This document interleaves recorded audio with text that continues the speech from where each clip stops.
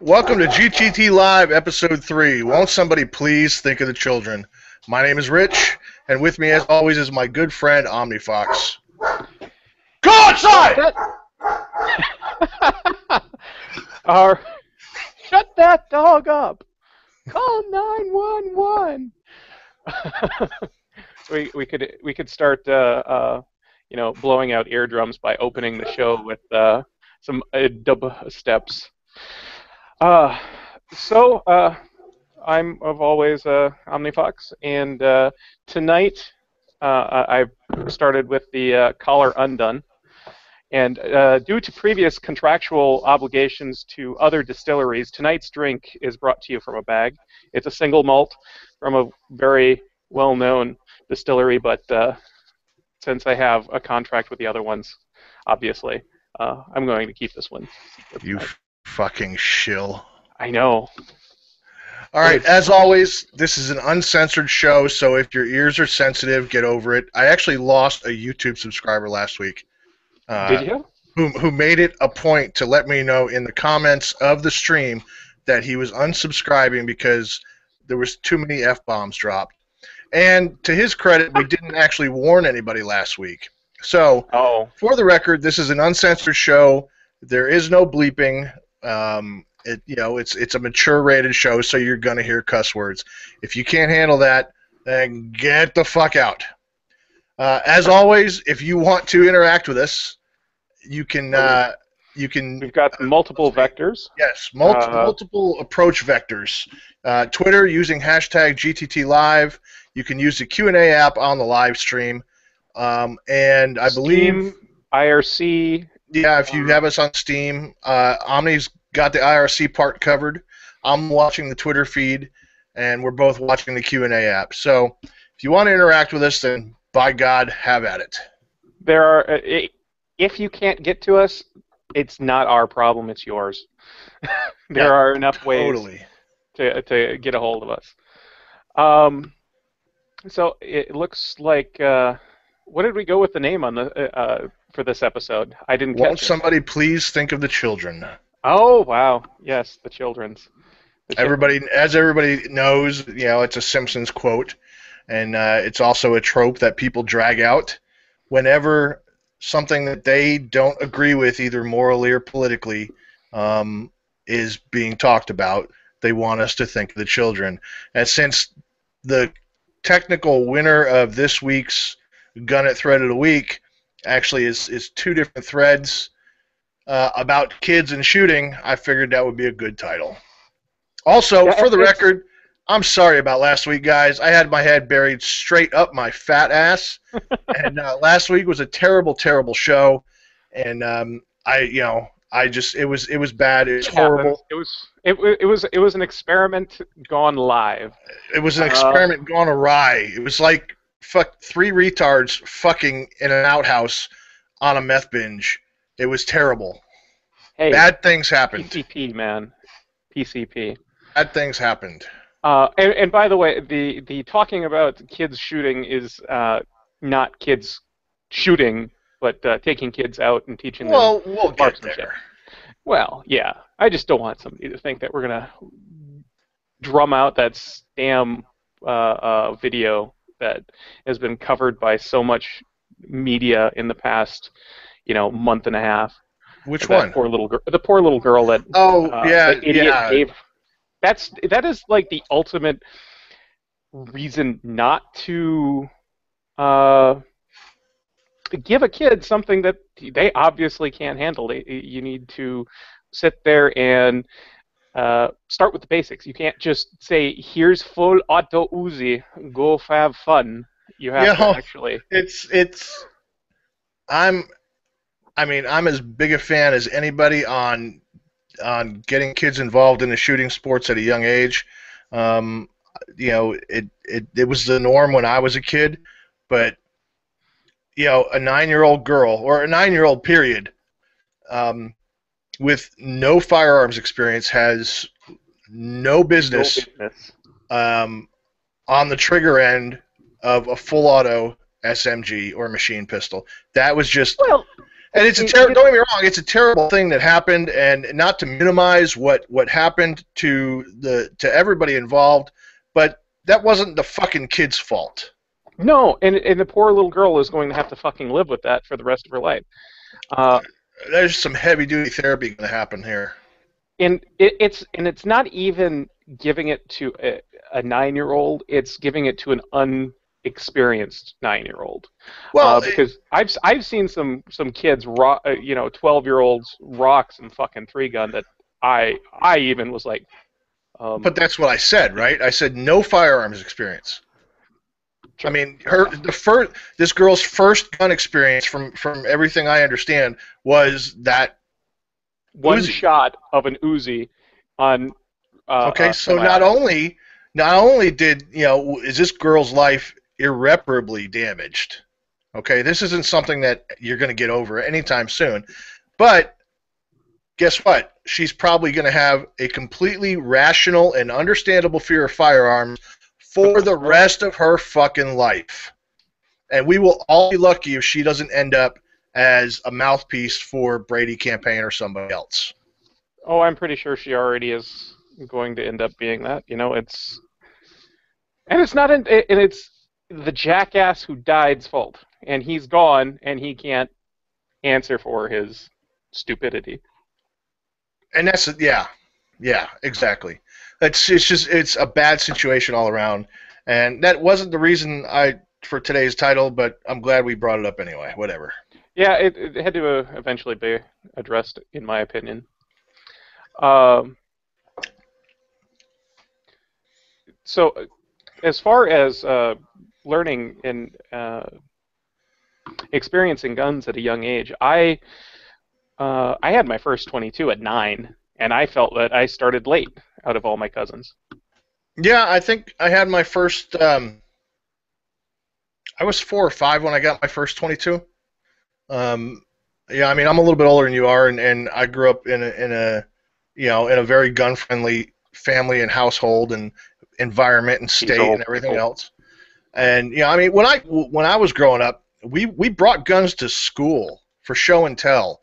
Okay, literally nobody thought twice about it. As we got older and we got into high school and stuff like that, there was not a guy in my high school class who did not have a rifle in their car, because either we went hunting before school or we were going hunting after school. And it was no big deal. It wasn't the climate in this country was completely different. I don't know if they still do it, but shooting in the Boy Scouts and the Cub Scouts and stuff like that, and there was merit badges for that kind of stuff, and it's entirely that does end up coming down to regional stuff, because up until the 90s, when I started going to I went to school and started in inner city school, and then within a year left to a country school for high school, and by the time I had gone out to northern Wisconsin, I drove my snowmobile to school on a regular basis in the winter, which, if anybody's familiar with Wisconsin, there are 3 months of road construction and 8 months of snow, in that order. So so what's the month where nothing's going on? I said 8 months of snow. 3 months of road construction, 8 months of snow. That's 11 months. So what's month 12? It rotates because the climate change. But what's going on during that month? Deer season. Oh, okay. No one goes to school. It's mostly gun season, and then it's November. There's gun season and archery season. Gotcha. And then plus I can't math, so it's okay. Anyway, continue. Anyways, up until the 90s, 99, I still had I went to school with my 22 in my either on my ATV, and then I locked it up in the shop teacher's class, or I kept it in my truck. Wasn't a big deal. No, this was not too long ago, but there has been a radical change since even 10, 15 years ago. Well, the thing is at the risk of demonizing an entire generation, parents stopped being parents. And, instead of taking some responsibility, and this is my generation I'm talking about, and instead of taking some fucking responsibility for how you raise your kids, parents have let the schools and television and video games and everything else raise their kids, and some of that's by necessity because of single parent households or dual income households, and so on and so forth. But if you're not paying attention to your kids, they're gonna get into some bad shit. If you don't set boundaries, they're gonna get into some bad shit. And I'm not trying to blame these school shootings and stuff on parents, not by any stretch, but I do believe that there is coddling that goes on. In some cases, if some of these parents had perhaps paid a little more attention to their unique snowflakes, that perhaps some of these things could have Star Child. Right. And perhaps some of these things could have been headed off before they ever happened. Why are you sweating? Huh? Oh, because the wife is cooking. So it's actually kind of... My wall is to the... my back is to the wall. It shares 4chan's going to have a field day with that, right? Oh, yeah. Oh, yeah. Okay. We'll have plenty of videos or pictures that... I can't post to 4chan anymore without some cunting up the cunting thread.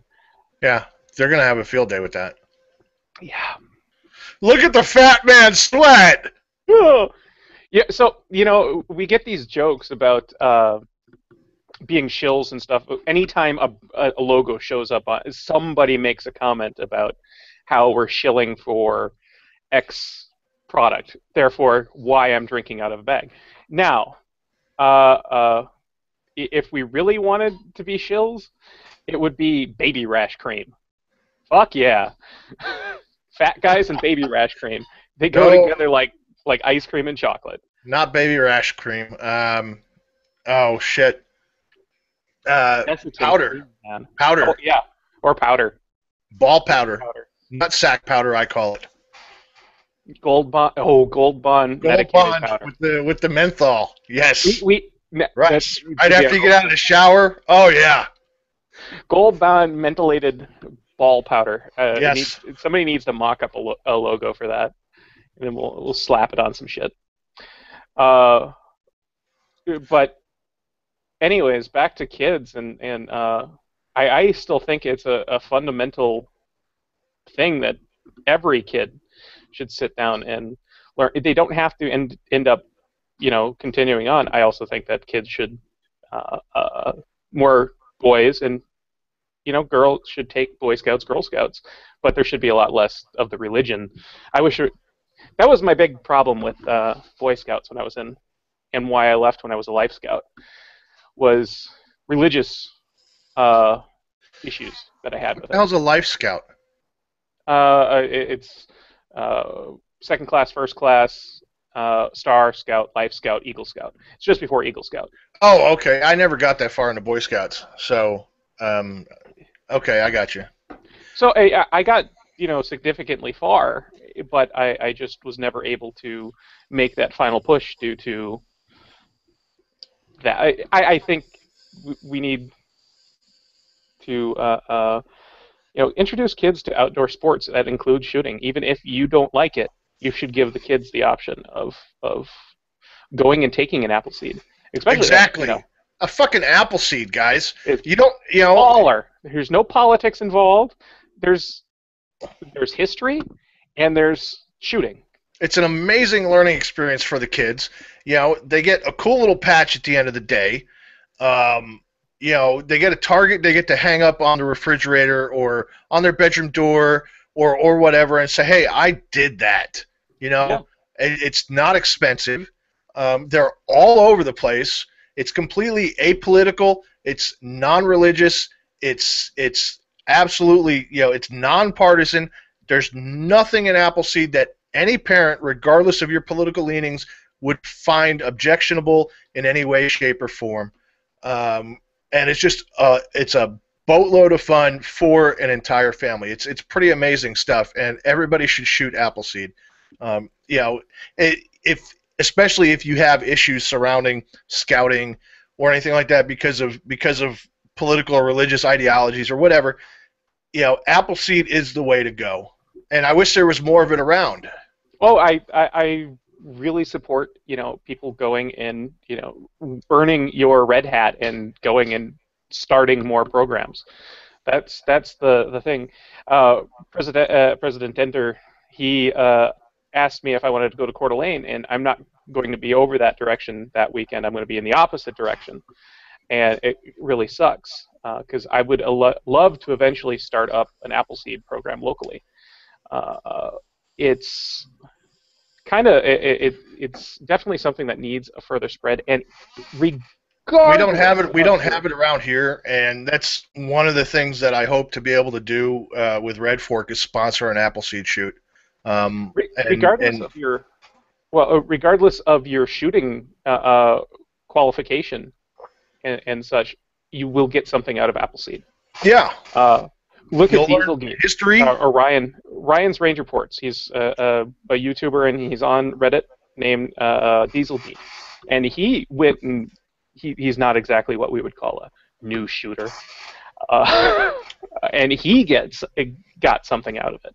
I mean, there's no point in not going if you can. Anybody of any skill level will walk away from an Appleseed shoot having learned something. It might not be anything about shooting.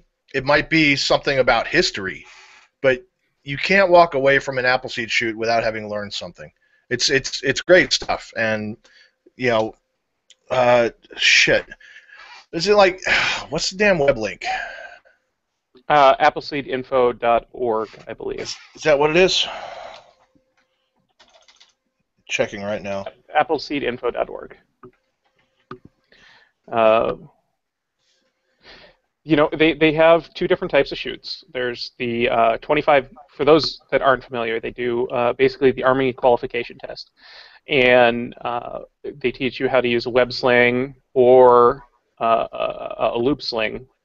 But apparently, if I go, I'll probably be the only one that uses a loop sling. I've always been a huge fan of loop slings because it really locks you in there. Now, they take more time to set up than a hasty, but whatever.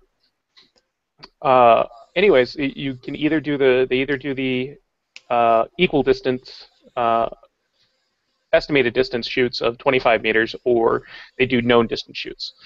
Known distance shoots are generally for your second time around because they do get expensive very quickly. Because that's why you shoot them with a 22, is because you end up going through about 500 rounds, and so 500 rounds of 22 versus 223 is significantly expensive. And there's a lot of places that host Appleseed shoots that provide firearms for people. Yeah, I mean it's some pretty good stuff.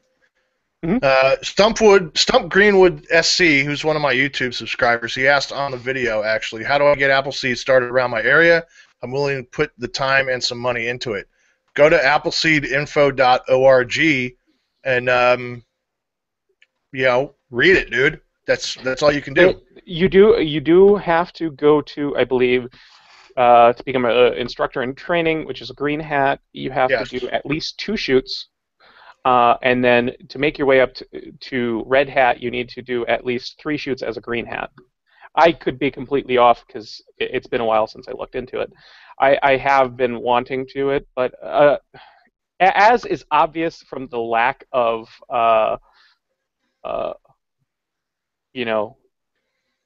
iTunes setup, this stuff, I tend to get... Yeah, what the fuck, man? You promised him it was going to be up last week.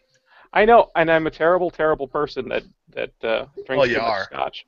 But I've been crazy busy with a new guy at work, which brings me into my next rant. Oh, good lord. Are we talking about the... Oh, fuck. Okay, so we hired on this new guy who's now apparently our director of operations. Set up Mr. Director of Operations' new whiteboard in his office and his pegboard. Apparently, when I was doing this, pounding on the wall, my shirt slipped up to the point where he saw my my pistol.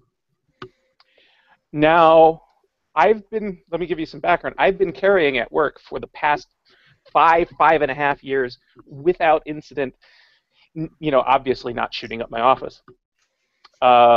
Yet. So, obviously. And so within 1 week of Mr. California moving into our building, I was asked not to bring my gun. Now, after that, I took it up, and I've actually dealt with it with the board, and I brought it up, and I said, yeah, I'm not going to not bring it. So we either establish a policy and I quit, or you fire me. And so what's going to happen now is that I was asked to carry a smaller gun appendix. Because one of the two of the people that were on the board actually appendix carry? Carriers. Yeah. Guys like us can't carry appendix comfortably. No, it's under lap from the Dunlap carry is what I'm calling it. So I got to come up with I'm probably going to end up remodifying my pants to do a LCP carry, or my time to shill out for Glock, my Glock 42. Why not just get a Super Tuck and call it a day? But I do. I have a Super Tuck for my 1911, but yeah. If you see that, you're really fucking up. Because then I have to start tucking my shirts in again. I finally slowly worked it out to. Why would you have to start tucking your shirts in with a Super Tuck? Oh well, I guess that makes a good point. If anything, wearing your shirt untucked makes the Super Tuck work better. And I say this as somebody who fucking hates inside the waist carry, but I have a Super Tuck for the 1 or 2 times a year where I have no choice but to carry inside the waist, and a full size 1911, and it's the most comfortable inside the waist holster I've ever had. Yeah, I fully agree, and I that's how I carry my 1911. It's been probably the past 3 years that I've been carrying out of waistband in Kydex. Have seen okay. Kydex, in many of my photos from my buddy that's really close, the next town over, and he makes great Kydex. That this is the first time I've ever been spotted, but I know it's because I had my arms up and I wasn't paying attention to Mr. California, and he walked in while I was hanging it, and Bob's your uncle. People are cunts. But then again, I tuck my shirt in a lot anyway at work when I have to go to court. So, whatever. You're the IT guy. What the fuck would you need to go to court for? Because I'm not just IT. I'm also an expert witness for tech. Yeah, but you're not going to carry it in a court anyway, so. I carry it to court. Washington state law requires that when they have metal detectors in state buildings, such as courthouses, they have to take fiduciary responsibility for your firearm and lock it up into a individual locker. It's kind of awesome, so you don't have to leave it in the car. No, that's great. But the point is, you could surrender your firearm to the rent-a-cops and then tuck in your shirt and go into court. They're sheriffs. They're not rent-a-cops. Oh well. My big thing though is it's just that within a week this cunt has fucking disturbed my calm to the point that I was ready to walk. It sucks. I told you, take it to the partners, dude. I did, and that's why I'm was asked to carry a smaller gun. To be fair, I was carrying my HK. So it wasn't exactly a small gun. So I'm assuming he saw a big gun and went, "Oh my god!" Well, I can't flutter my eyes correctly, but whatever. Moving on. I had a shaving incident. So for years, I've used my Egyptian razor blades. I ran out. I'm down in my last box. So I tried these sharks, and they cut my face up to shit. Why wouldn't you So just order some more of the lords from Amazon or something? because I had these in my medicine cabinet, so I tried them. So if anybody's got safety razor recommendations, let me know. Since I'm the only one that actually shaves, we'll not cover that one too long. Yeah, So leave it what? in the comments or something. Yeah. Why don't you tell us about Sniper Elite? Dude, I love that game. I mean, it's a great game, and it was a good trade on my part, giving you that A2 stock in exchange for a free game from Steam. Because, I mean, it's a great game. It really is. It's the campaign is kind of linear and short. It's only like 8 missions, but each mission, if you take your time, can run a couple hours each. But the multiplayer is where it's at. If you like sneaky, stealthy, shoot people from far distances games, Sniper Elite 3 is a really super game. The ballistics aren't even remotely realistic, but that's not the point. It's a fun, sneaky shoot 'em up game, and I mean, I blasted through the campaign, but the multiplayer is where it's at. I can't wait for you to get it so we can play together, and we can maybe do a server or something, Did you because that shoot would Hitler be in the awesome. balls? No, Hitler's not even in it. Oh, was that in Well, two? he's mentioned. Oh, Hitler's mentioned. I I can't think remember if it was. in two, I think but it was in two was a piece of shit game. yeah. Two sucked. Whatever they did. I mean, they totally they redeemed themselves with 3. I mean, it's a good game. It's a little too linear, and there's I mean, I wrote a review on Steam about it and stuff, and there's a couple things that are but it hasn't been out that terribly long, and hopefully they'll put out some DLC and stuff, and maybe add a couple things, and I would really like them to see.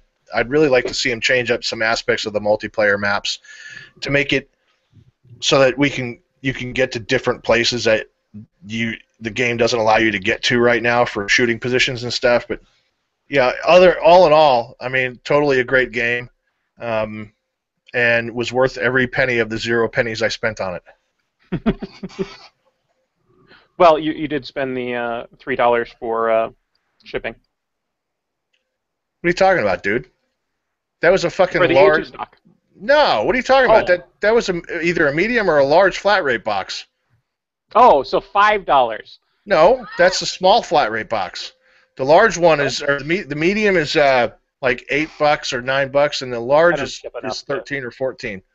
Honestly, well, plus what I spent on the stock, dude. It's not like I just had a fucking A2 stock lying around. I'm just giving you shit. Stop looking into it too deep. Monkey Masher is saying BF4 is Master Race. It's really not. It's not terrible, but it's Bad Company 2 is like the premium of Battlefield franchise, and everything after Bad Company 2 is just a letdown. Well, Battlefield 4 is beautiful, visually beautiful, but Bad Company 2 is really, as far as just sheer fun of gameplay, Bad Company 2 is the balls. Battlefield 3 and Battlefield 4, my biggest problem with them is there's no fucking reason to have a goddamn single player that's ass. There's no reason to have any single player on any Battlefield game, goddammit. That's what Bad Company 2 was made, or Bad Company, the franchise, was made for, was to give Battlefield a single player, because it's funny, it's not, oh, super serious, I'm going to stop the nuke, blah, blah, blah. No, hey, dude, let's shoot those fuckers in the face. yeah, no, you're right. That's the whole point of Bad Company. The Bad Company campaign was funny as hell. Yeah, that was the whole point, and then for some reason Battlefield 3 and Battlefield 4 decided to slap on fucking shitty Call of Duty's fucking storyline. It didn't need it. It's entirely a multiplayer game. Honestly, with Battlefield 4, the majority of the maps are really small and they're not conducive to my style of gameplay. And honestly, it's all run and gun. 12-year-olds with ADD wonked out on Ritalin, calling you a nigger in voice chat. if that. Yeah, if you're lucky, that's all they're calling you. uh, yeah, and if you know what, Arma Master Race, man. Arma is if you're going to play Milsim, you go Arma. Uh, I'll say yeah to that for Arma 2, but Arma 3 has issues. is it even out of beta? Or is it launched technically? Arma 3? Yeah, I'm not even sure. Yeah. Yeah, Arma games take forever to get good. Yeah, no, In my and it's probably going to be 5 years down the road before Arma 3 is at the level of. I mean, visually Arma 3 is beautiful, but it's just got so many wonky, weird little bugs and glitches and terrain issues and clipping and you know. But I mean, don't get me wrong, it's a beautiful game, but it it needs work. But that's I mean, what do you expect? It's not a quote unquote game. It's a it's a simulator. And to address the statement of it's console trash, I go, no, not really. Neither of us play console or touch console. Well, My console I is. have a PS3, but I use it for I was Netflix. I was going to say it's your Netflix box, though, isn't it? Well, Because it that's is my now on GTA 5, yeah. Well, GTA and 5 launches on PC. Space Marine, Yeah. on Oh, PS4, you've got PS3.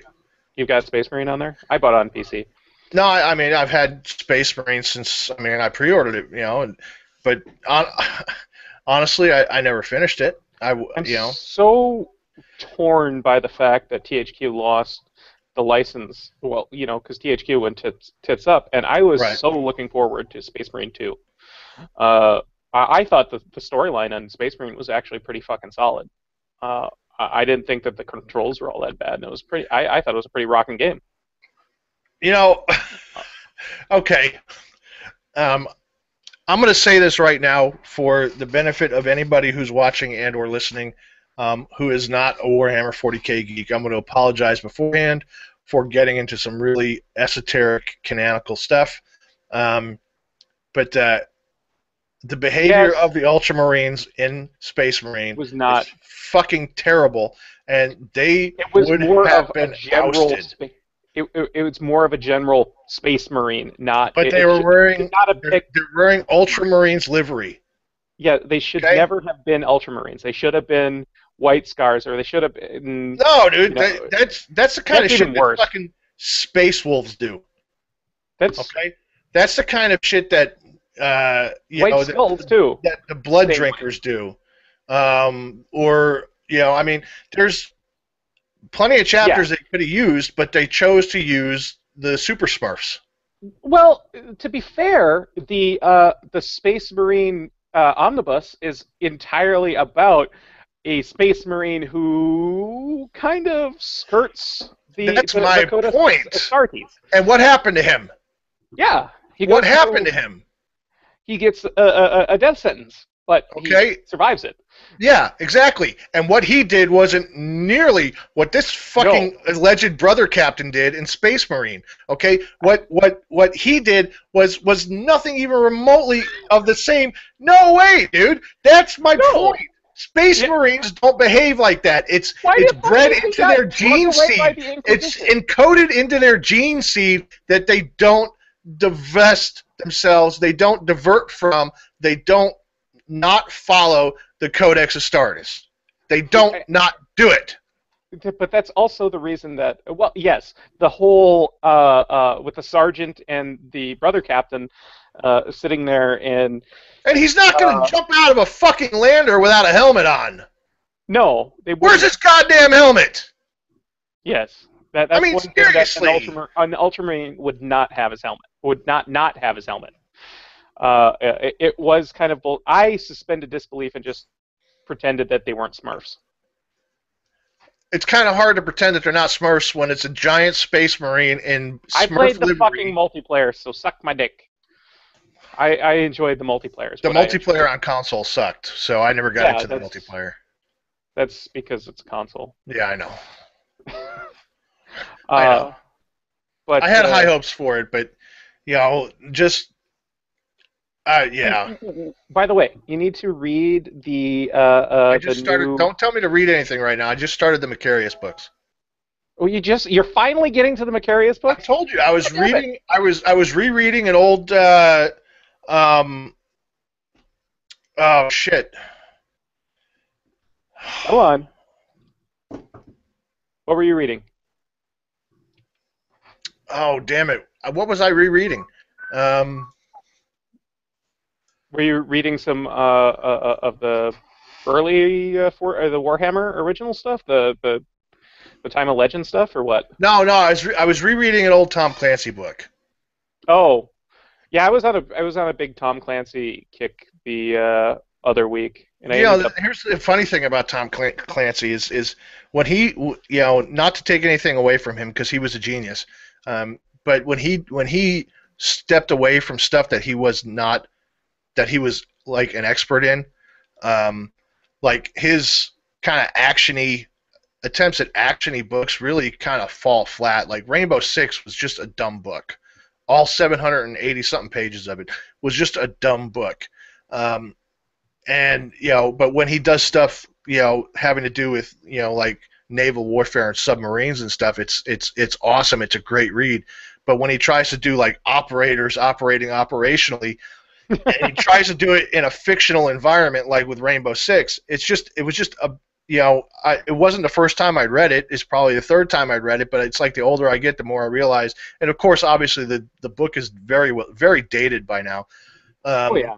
so it's kind of like I mean, that book came out when I was a kid, or not technically a kid, but when I was younger, and it was cutting edge, bleeding edge technology, and blah blah blah.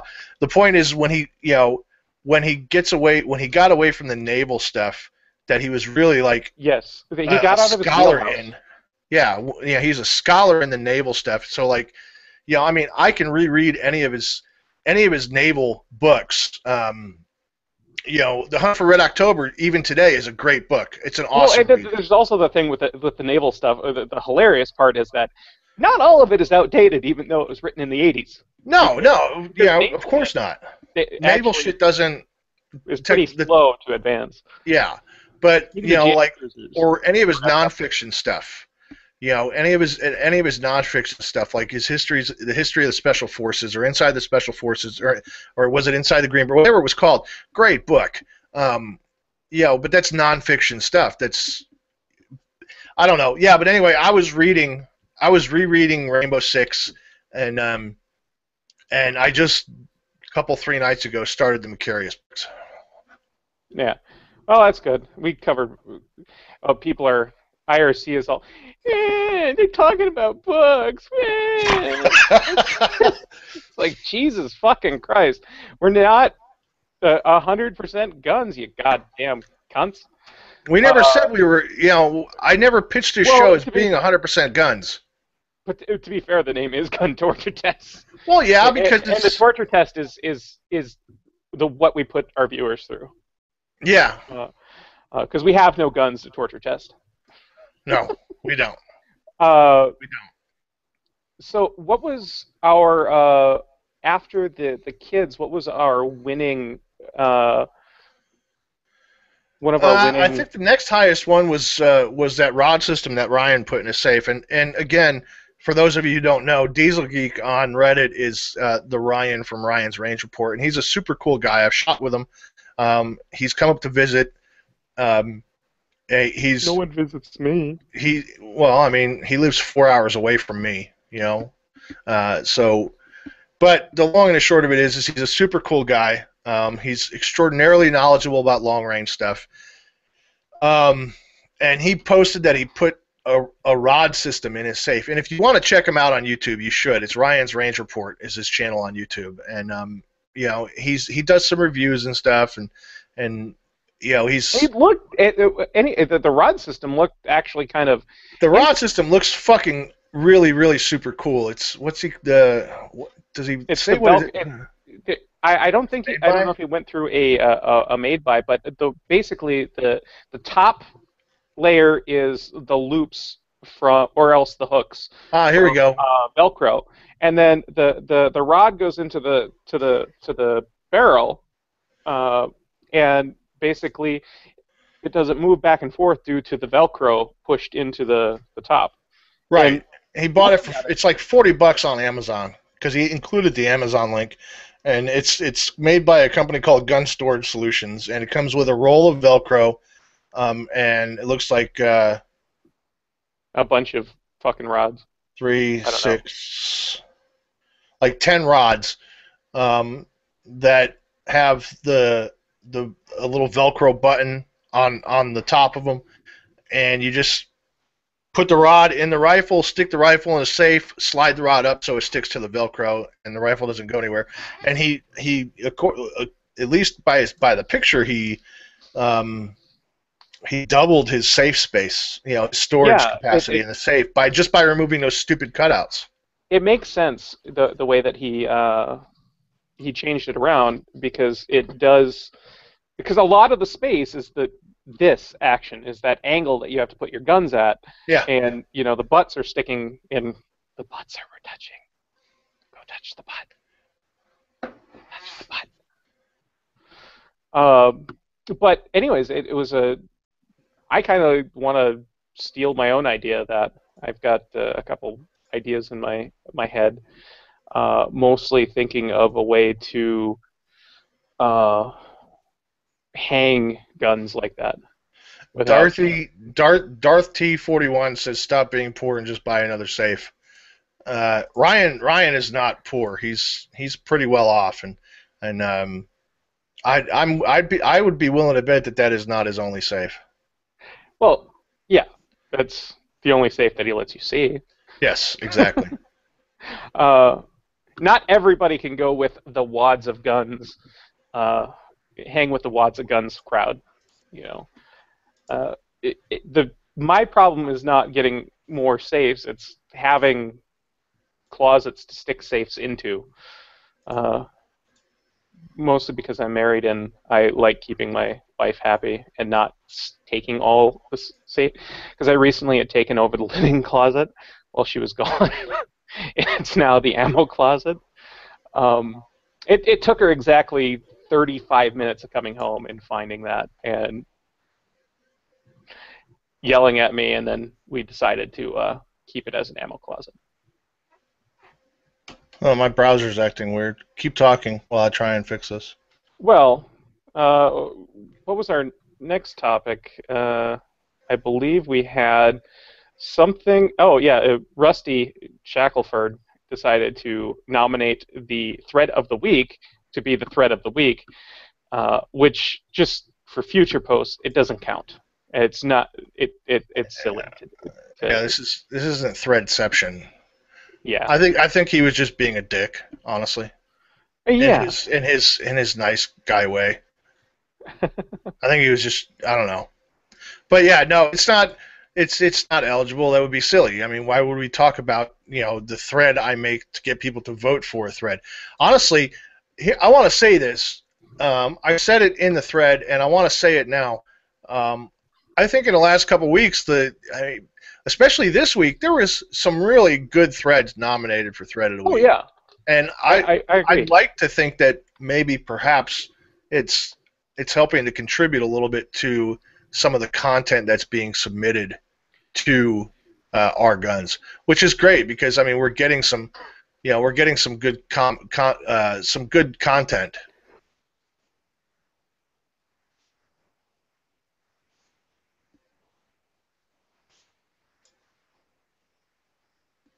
You're muted. Why are you muted?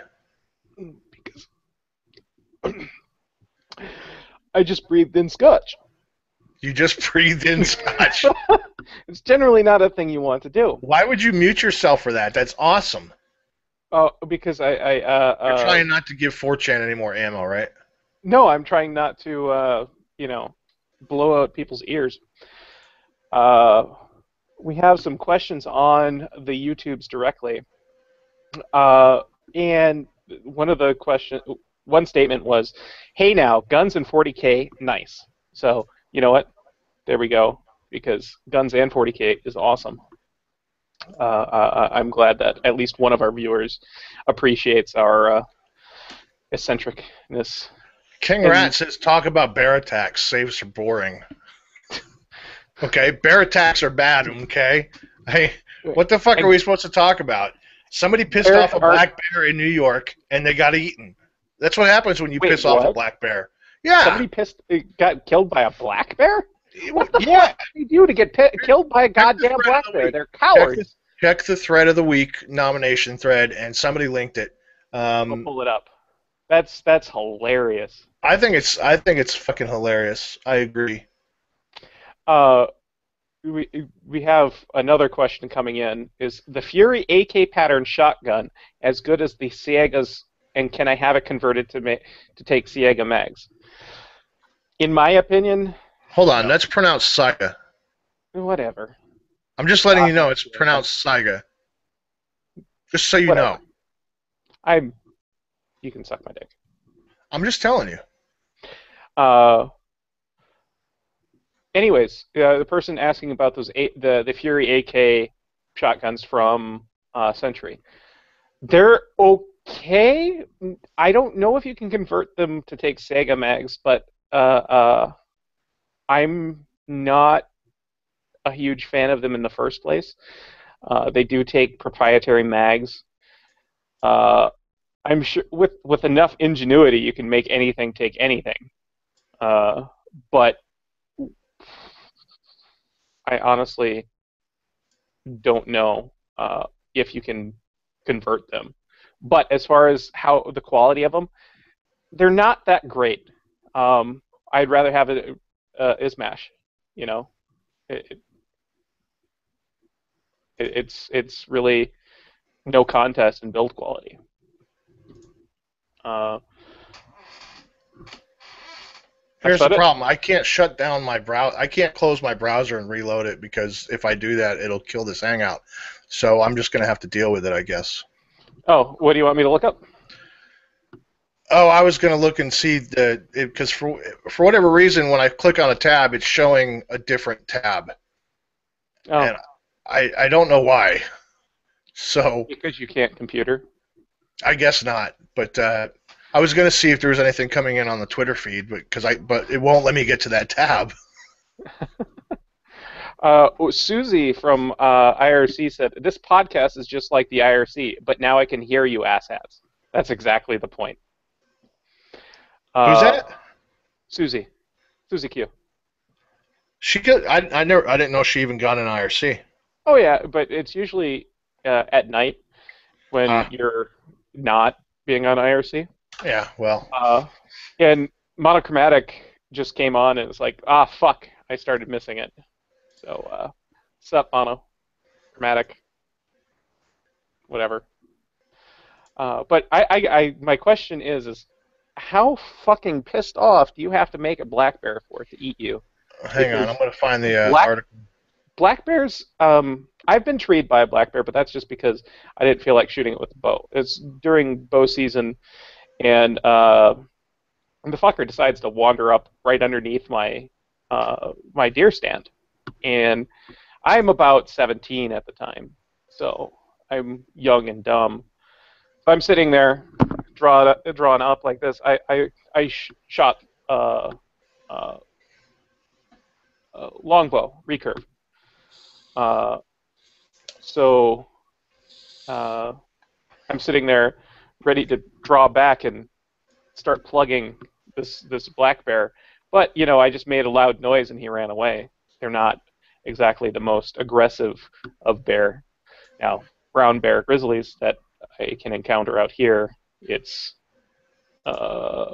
shit. Black bears are generally non-aggressive unless the problem is that black bears uh, tend to live closer to populated areas and they get used to having humans and food around, and so they lose that natural fear of humans, and then they start to equate humans with food, and then bad things can happen. But yeah, what he's talking about is there's a Washington Post Oh, article or something about a Rutgers student and it happened in New Jersey at a nature preserve in New Jersey. It was one of the kids. A bunch of 20-somethings who were too smart for their own good went hiking and got separated. And the long and the short of it is that this kid got, most likely got killed by a bear. And so now what's going to happen is they're going to find this bear and they're going to put it down when it was just a bear doing what bears do. And that kind of annoys me. Shitting in the woods. Yeah, basically, and looking for food. I mean, somebody had asked me to take a shot with him, and I do want to say you better be drinking something that this isn't exactly something you want to take shots of, but I will. Here you go.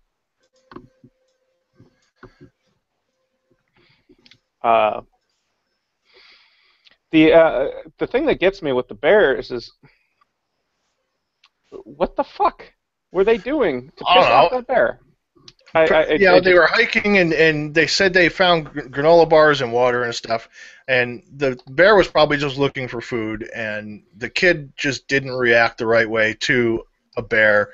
He probably ran from the bear, and the bear takes that as let's play a game, and I'm gonna eat you. So it's just a bear being a bear, because that's what bears do. I really don't. It's like the time I shot that bull moose in the testicles, and he charged me. Yes, that's a funny story. I'll tell it. And he charged me. He was just doing what moose do. Okay. When you shoot them in the testicles. Look, here's what happened. I was like 11 or 12, and I was young, and I was visiting. My grandparents had my grandparents on my dad's side had a house in Maine, mm-hmm. and I was spending the summer up there, and it was a good time, and it was a reasonably rural part of Maine, and so there was moose around, and there was this big bull moose that used to kind of walk through the neighborhood.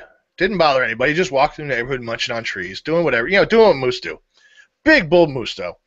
And I got the bright idea that I was going to shoot the moose with a pellet gun. So I'm standing there on my. I was like 11 or 12.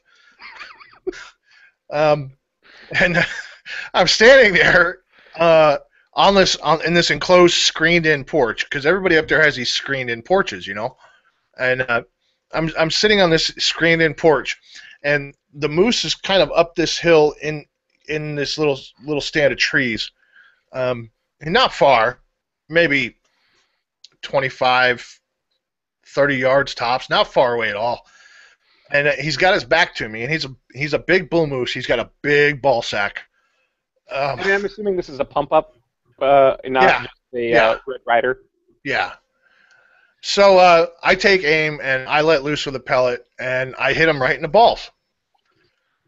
And that moose moved faster than any living thing I've seen before or since. He turned right around, let out this bellow, and charged right at me. I beeline it for the fucking door to the house. I get in the door just as he hits the screen door of this porch, and he charges straight through the porch, tearing out the walls of the porch and the screen.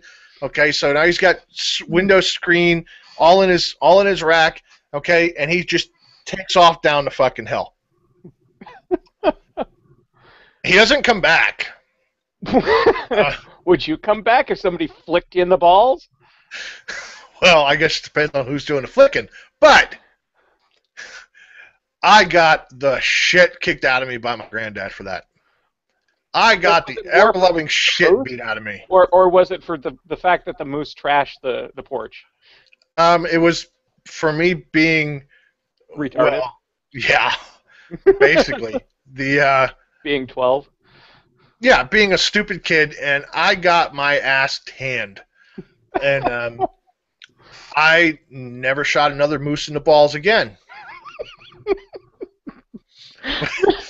That's a life lesson right there.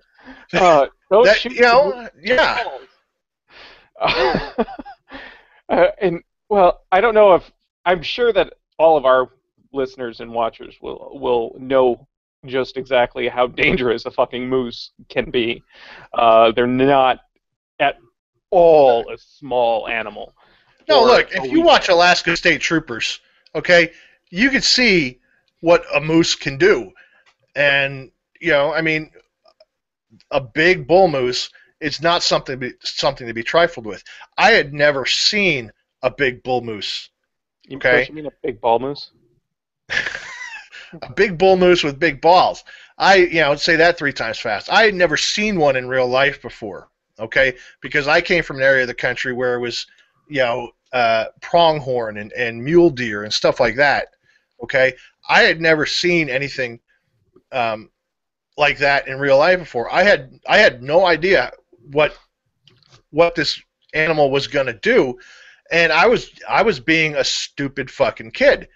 Um, and I got what was coming to me. I got my ass tanned, and I deserved every fucking swat of that belt I got. And but I learned, you don't fuck with Grandpa's porch, and don't fuck with the big bull moose. That's actually pretty fucking hilarious. It is. That's It is that's a great hilarious. story. Uh, wow, that's impressive. Uh, what were you aiming at? I was aiming at his Was balls. I'm not gonna lie. I'm not trying to make myself. what you were aiming at? I was. They were right there, and they were big. Okay, and I thought with this little pellet rifle, go outside. I thought with this little pellet rifle he might not feel it if I just shot him like in the ass or something.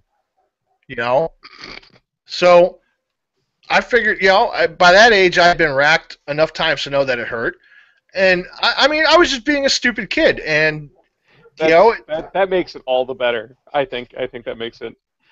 what? That I was aiming for his balls? That I was deliberately Yes, trying to be cruel to an animal? I think that. Well, you got what you deserved. So I that makes absolutely got what I just deserved. comeuppance. Even going into it, as my grandfather's kicking the shit out of me, I'm like, yep, I have this coming, because I wasn't a dumb kid. I knew better. I don't know what came over me. And I wanted to be friends with the moose, and he didn't understand my logic. I guess I don't know. I don't know. It was just. Generally, yeah, it takes establishing being a friend with somebody where you can go and give them a ball tap. Generally you want to be a friend, then do the ball tap, Well, then and here's the other rather thing. than greeting them with the ball tap. Fair listeners and watchers, you can't be friends with a wild animal. Okay, You so just have to hug them more. okay, I mean, I had a quote unquote pet squirrel when I was a kid, but really this was just a squirrel who came to me for fucking free food. Yeah, Okay. He wasn't my pet. I named him George. He wasn't my pet though. He was a squirrel who knew that if I was out there on the porch, he would get free shit. He would get goodies. So, but he wasn't a pet any more than a fucking housefly is a pet. He was just an opportunistic little fucking rat with furry tail. that's. Oh, I spent most of my summers and such in Wisconsin growing up, and squirrel. This is a squirrel story now. And my big thing was to go squirrel hunting, because I don't know if you're familiar with MEPS fishing. They make lures and spinners and shit. Yeah. Anyways, so what they would offer, 30 cents a tail in MEPS cash.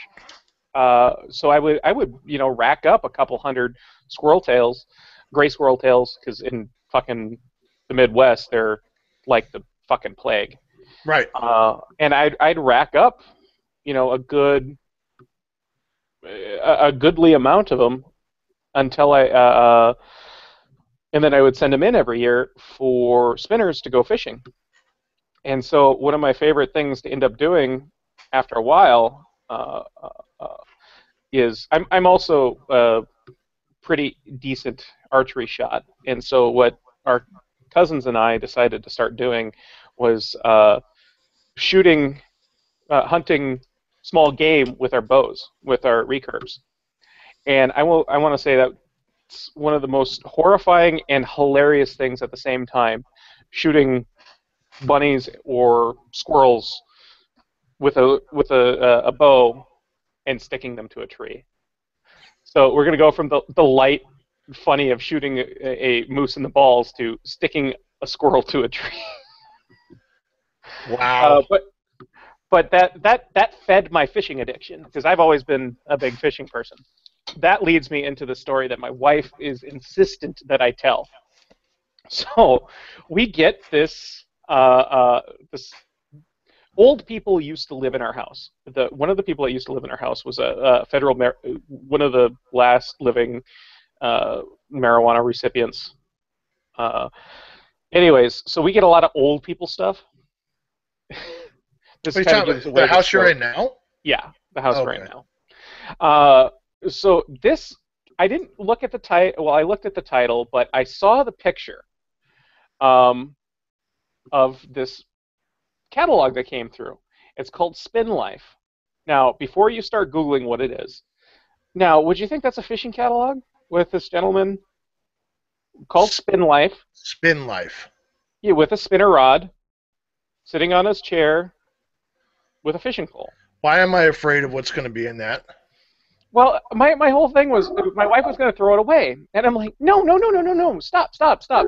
I want that because I thought this was a fishing catalog because it says Spin Life. Go Well, outside. it's not a spinners catalog or fishing catalog. It is a power wheelchair catalog that I sat there and fought with my wife to not throw away. So they're mobility scooters. Yet I thought they were. I thought it was another fishing catalog. I just thought that was fucking hilarious, and the wife wanted me to share that in my shame. So don't doubt your wife when she says something should be thrown away. I don't have a wife, so I don't have that issue. Yeah, yeah. Okay, so let's change tack again and stop talking about ball sacks on moose and stuff. And pinning One shit to a trees.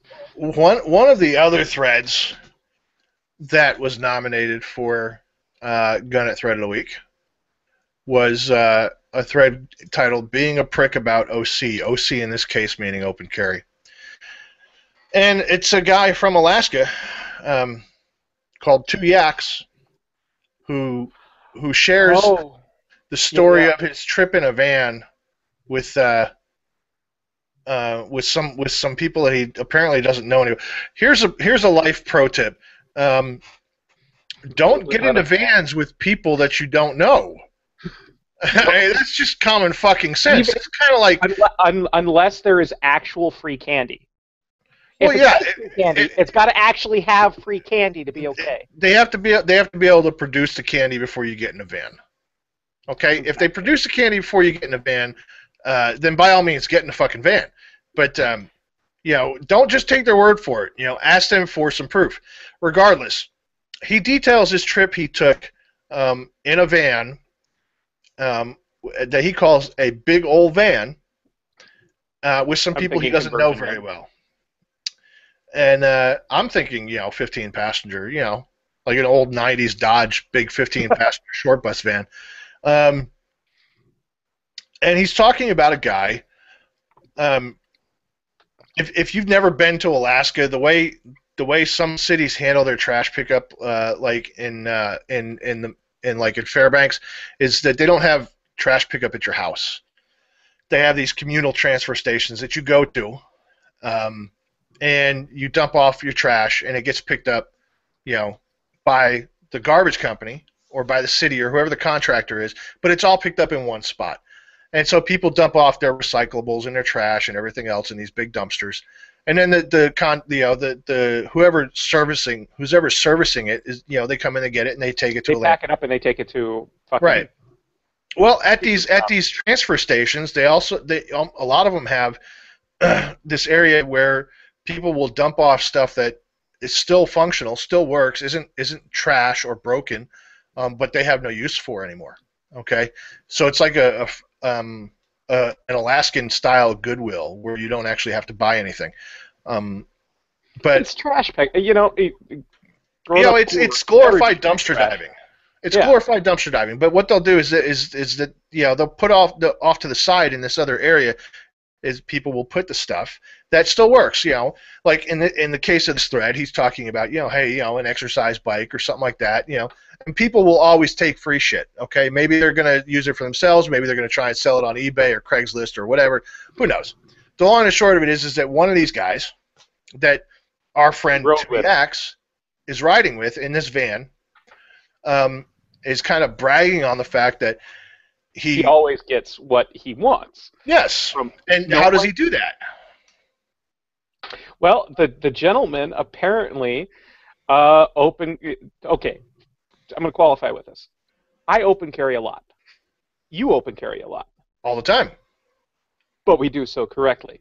Whereas our gentleman that got in the van found out the guy he was riding in the van with apparently open carries as an intimidation factor to get free shit from the dump. Apparently, he decided that that's an okay thing to do, and you don't have to. It brings us to the point of you do not have to clear your holster to be brandishing a firearm. Basically, he says, and obviously, knock it off. He says that the guy details how he uses the fact that he open carries to intimidate people into letting him get what he wants from the free shit table. Now, which is not okay. Perhaps you've seen a little video called Open Carry Chuckleheads. If you haven't, I would encourage you to go watch it. One, because I could certainly use the ad revenue, and two, because it's a good video.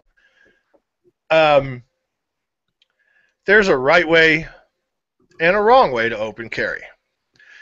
And while the Open Carry Chuckleheads video is not talking specifically about open carry of handguns, it's talking specifically about open carrying, or honestly, it's talking about brandishing long guns.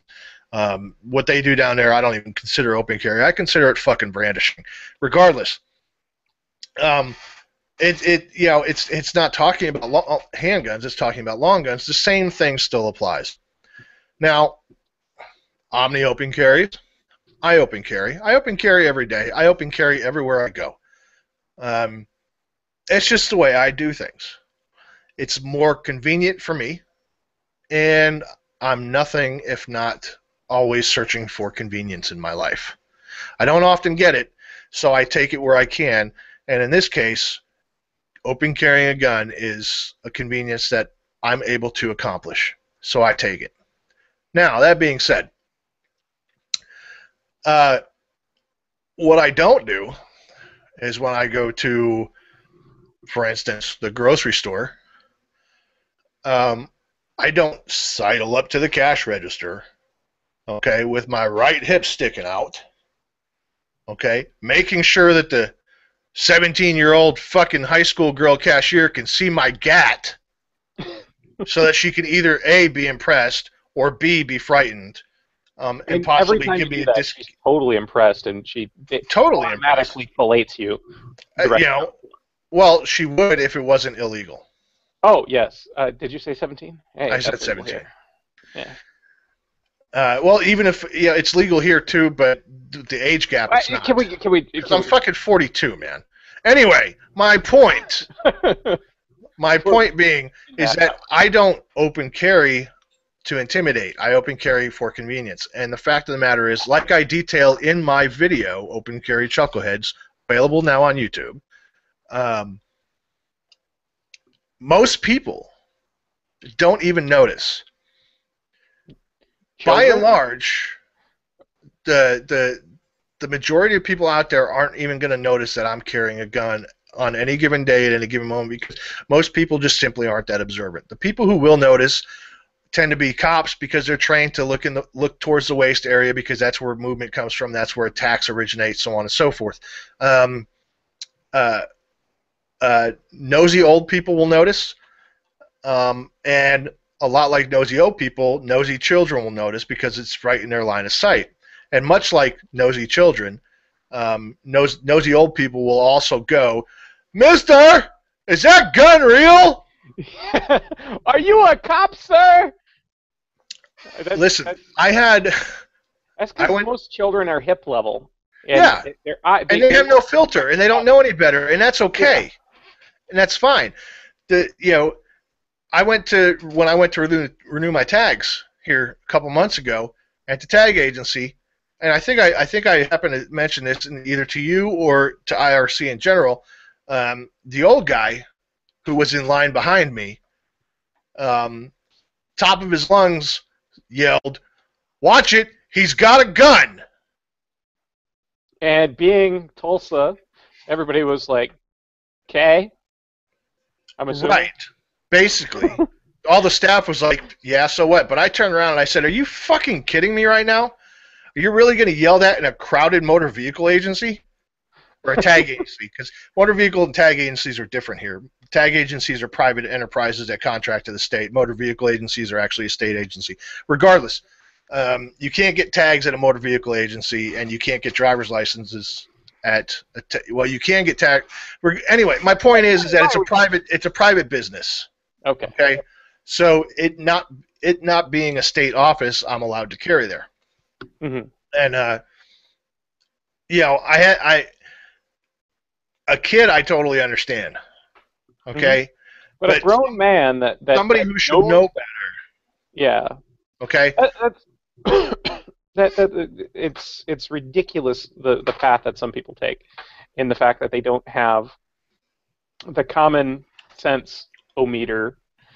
And there are people out there who just he could be of the school of people who think that you should be shot by cops the moment that you open carry. I honestly. Or he's just a nosy old cocksucker who doesn't know when to keep his fucking mouth shut. That works too. There's a whole wide breadth of. And you know what? I'm a big fan of the line of thought that says once you get to be like 85, you should be able to do whatever the fuck you want. Yeah. Because you lived for 85 years. You survived this shitty world for 85 years, and you're still breathing, and you're still waking up every day for the most part. Okay? The laws that govern the rest of mankind should not apply to you. Okay? If you want to walk around with your balls hanging out of your shorts in broad daylight in Times Square, well, you're going to see that in Times Square anyway. But if you want to do that, then by God, you're 85 years old. You get a pass. I do like the fact that a common theme on our show happens to be balls. I believe if somebody wants to go back and review the shows, I believe we've mentioned balls at some point in every single one of them. That's what the human race is going to be known for. When the aliens come 1,000,000 years from now and they find the archives of the internet and they see our videos, lots of balls. It's going to be lots of balls, and they're going to be wondering just what the hell was wrong with us. People have come up with questions of what do you open carry, and personally, I open carry anything from my 1911s. I actually do have I have my dress holster and my dress gun. That when I need I use it for open carry rallies. Mexican weddings. And well, actually, I wore it to my brother's wedding. But yeah, actually, I wore that on you had the tuxedo rental place fucked up your tux. Yes, and that's an interesting story. You were printing terribly. So I was at my brother's wedding And I ended up because I didn't want to fly with my tux didn't match well enough to what they were doing. I had a different cut of. I've got a double-breasted. They went with single-breasted. Anyways, so we had the we rented tuxes for me and a couple of other people, and so during the wedding, I of course was carrying. I honestly don't not carry at any point in time that isn't going to send me to pound me in the ass prison. So when we were trying to adjust the pants, the gal at I believe we got them from Burlington Coat Factory or something like that. Uh, she kind of freaked out at the fact that I'm like, oh, I need to make sure this fits as I'm, tucking my holster in. Uh, and the lady nearly passed out. This is in Minnesota uh, from my the fact that I was carrying a gun, and she was like, "What do you need that for? Blah, blah, why are you in here with that?" And corporate policy says it was okay for me to do it. She was just uh, one of those people, honestly. And also, there was the comment of my Mexican wedding 1911 must be in 38 Super, and actually, I do have a 38 Super that is an open carry gun, just because it's a STI double stack. So there's really nothing that I can do to conceal that. It's not a Mexican carry 1911 if it's not in 38 Super, Nope. nickel plated, with fake ivory grips, with scrimshawed scorpions in them. Then it's a Mexican wedding carry gun. We got a couple of Colts in. If they're Colts, they are. You don't even put them out. They are sold here. I put one out. We cleared out space on our display, set it down. Literally within 5 minutes, that sold because we put the fake ivory grips on it. I believe it. The ivory grips, man. They will sell a shiny gun. Oh, for sure. We could do an entire episode on tales from retail, specifically to gun stores. My funny stories, I usually relay them on IRC. You know, the drunk lady making it rain, the crazy guy who wanted to kill the neighborhood cats with a 7mm Remington Magnum rifle, the people who staged the sit-in, all that stuff. I generally relay in IRC like as it happens. Yeah. You know, so if I ever get a TV show, it's going to be filled with some hilarious reenactments. I can tell you that. So where I live is not exactly a lot of Fortune 500 execs.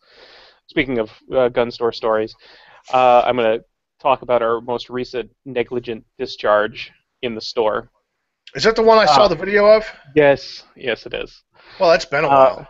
So we've got this guy who is actually an exec at a Fortune 500, well, actually a Fortune 5 company. Before you go any further, King Rat's saying, but why do you carry that gun? Also talk about the pros and cons of Mexican carry. Plox. There are no pros to Mexican carry. Yeah, we're not talking about Mexican carry. We're talking about Mexican wedding guns. That being said, I carry a 1911 because I'm a 1911 geek. So because fuck you. That's why I don't know how to answer that question.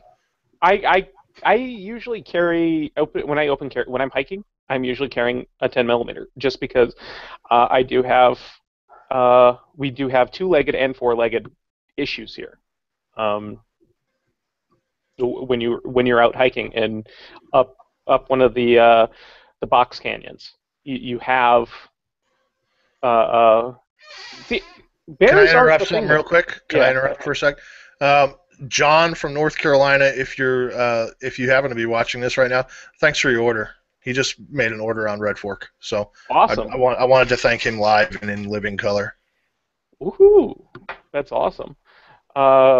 The anyways, it's not bears that worry me ever. It's actually cougars, because fucking cougars, you don't fucking hear them. They'll sneak up on your ass. Where the hell was I? I don't even remember where I was going. Fortune 500. Anyways, The negligent discharge. This guy, you guys know I'm in Washington State, and there are several Fortune 10, Fortune 50 companies here. Now, this is an exec from one of these companies that, he's not allowed to carry at work. But what happened was, for some reason, I wasn't in the shop, but I saw the security tape, because I was out to lunch. It was on a weekend, and for some reason, he handed a gun. He unloaded, handed a gun to one of our clerks. And the clerk was either looking at something, taking a look, and then handed it back. What happened is, dude is of those people who don't carry chambered up, so he never expects to have a loaded gun. So what dude did? It's cognitive dissonance of not thinking when you're doing shit. So he loads mag, drops slide. He went to decock by pulling the trigger on the Glock. Luckily, it was pointed down to the ground. Pop goes the 40. Nice little chunk. Pop goes the weasel, goes pop.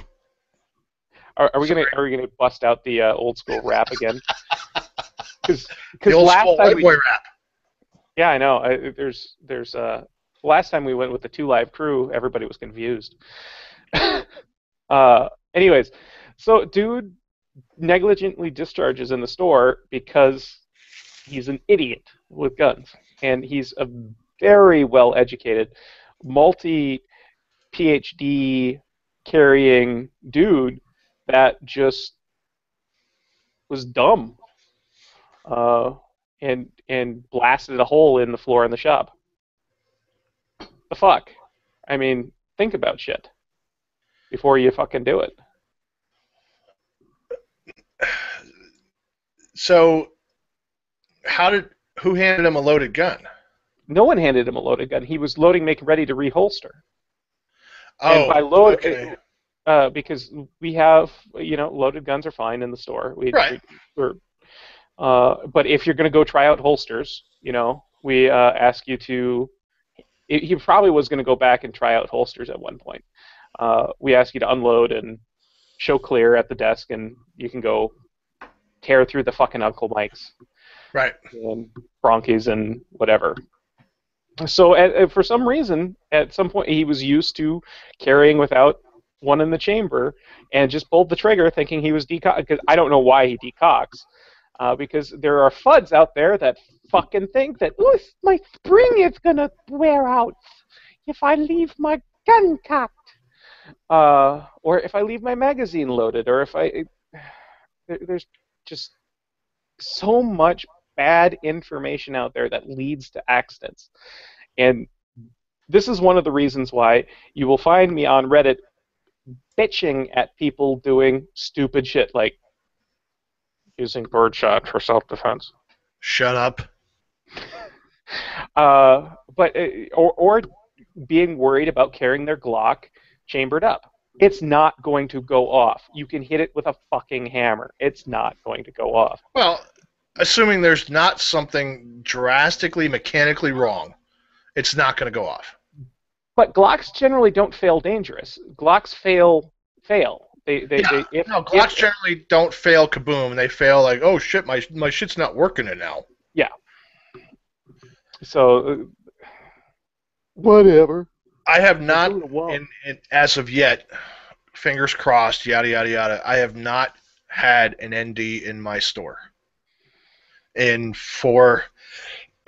almost 4.5 years in business. This is the first ND in that store, or, well, wherever the store happens to be, in 40 years. It was this dude. But I'm a pretty big asshole about it when people come into my store carrying all the time. I have no, yeah, I mean, I have less than no problem with it. Um, but I'm, if it's loaded and it's holstered, um, then it's gonna stay holstered. If if you're wanting to test out holsters, and I happen to have the same model of gun you're carrying, we can use one of my known safe guns to test fit holsters. That's But usually what. if it's loaded and holstered, it's staying in the fucking holster. If you clear the holster with a loaded gun in my store, you're getting a gun pointed back at you. Oh man, that brings up the old people that don't know any better or just don't give a. Like there was. All right, this is the first and the only time so far I've ever come to drawing on a customer was old guy comes up and he waltzes up to the counter and he's in his 80s and he looks at me and goes, "Hey, I got something for you." Reaches in his pocket. I'm like, "Okay," and I see the butt of the gun coming out and I'm stepping. I start this and he pulls out a revolver. I can see that the chambers are empty, but I don't know that the number one chamber is empty. Right. So I put my thumb, uh, uh, uh, you know, locking in the chamber, in the cylinder, and grab it from him because he just pulls it up and goes, "I need a holster for this. I need a holster for this." And it's like, dude, fuck, Jesus H, goddamn Christ. But he's old. So, of course no one's going to say anything. Then I go to open the damn gun to check it, and Jesus H Christ. I sit there, it's an old Colt. So, what was it, the Cobras? Not the Cobra. Yeah. Pulled the release, and I couldn't wench that damn cylinder out because it was so full of shit and grime, you couldn't even turn the damn cylinder. Yeah. It's like the homeboys coming in looking for shit with the wrong ammo in their goddamn gun. Or the mall ninjas coming in open carrying their high points. Oh God. I've got a couple of those. Yeah. Something I promised I would address. Somebody emailed me, and I'm just going to read the email, and then I'm going to answer the question, and then I'll let you answer the question if you want. It's a guy named Brett. Brett, if you're watching or listening, thank you. Says, "Hey, Rich, I stumbled across your YouTube channel this morning, and now I'm an addicted subscriber. I'm not a gun aficionado by any means, so I appreciate your unbiased thoughts on the weapons I've seen you review so far. My girlfriend just bought a Walther P22 for concealed carry, in parentheses, I hate that weapon, and I'm in the market for a new pistol to replace my old Beretta 92 FS. I've watched a few videos you've done on the Sky CPX2 so far, and it's obvious you like the weapon. Yeah, there's nothing not to like about it. I have a question for you, though, based on your experience. The weapons I've been looking at so far have been a Springfield XD series or any number of Glocks, all in 9mm. I'm looking for a good all-around gun, one I can conceal or take to the range for an afternoon. I know it's a matter of personal preference as to which one I purchase, but I wanted to see if you had any experience as to the reliability or serviceability of either of these pistols. If you have any input, I'd love to get your thoughts on these guns or any others you'd suggest I consider. I appreciate your time. Hope to hear back from you. Thanks for the informative videos." And I emailed them back, said I would address it on tonight's show because I didn't feel like typing out a big, long email response when I can just talk. 19/thread. Okay. Here's the thing. There's nothing not to like about Skies. I love Skies. Okay. But Sky is, you're asking for a range toy / carry gun. And Sky is not that. The Sky is not a gun you're going to take to the range every weekend and burn 500,000 rounds. It will just beat up your hands. It's a great gun. It handles the recoil impulse very well, but it's not a range toy. It's a carry gun, and it should be treated as such. And so what you're looking for, in my opinion, is a compromise. And gun ownership is all about compromise. We talked about it a little bit last week in one of the very few lucid moments we had, um, where we where we were talking about efficiency versus convenience and everything else. What are you drinking? Mm-hmm. What are you doing? Are you eating? You Mm-hmm. fat fuck. Uh, yeah. We talked about it last week when we were talking about efficiency versus convenience and everything else. And the long and the short of it is there's no such thing as a perfect handgun. But like anything else in life, there might be such thing as a perfect handgun for you. Now, you've said Springfield XD or any number of Glocks, and my suggestion to you is to explore the Smith & Wesson M&P line of guns. Okay? Out of the major polymer pistols that come in many different sizes, I'm turning into a really big M&P fan recently in the last year or so. All that being said, there's nothing wrong with Glocks. I'm a Glock Master Armorer. I've carried and shot Glocks for decades.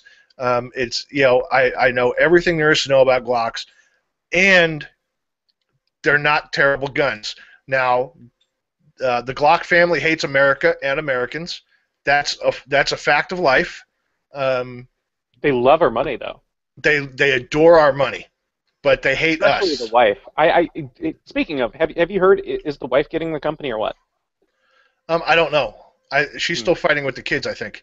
Um, but the long and the short of it is that guns, it's all about compromise. You're going to compromise on caliber. You're going to compromise on size. If you want something that will be a comfortable, quote unquote, comfortable range toy, as well as something concealable, depending on how you plan to carry and what kind of body type you are. If you're a big fat fuck like me and Omni, you can get a.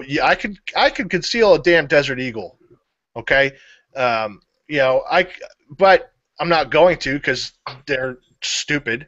Um, and they're unreliable. My point is I'm not a fan of the XD series of guns. I really never have been. Um, I I'm more a fan of M&Ps than I am of Glocks, but I can't fault Glock for anything other than their hatred of America and Americans. Um, but as far as reliability goes, I mean they are ultra reliable pistols. So what I would suggest for you is either go with a Glock or an M&P.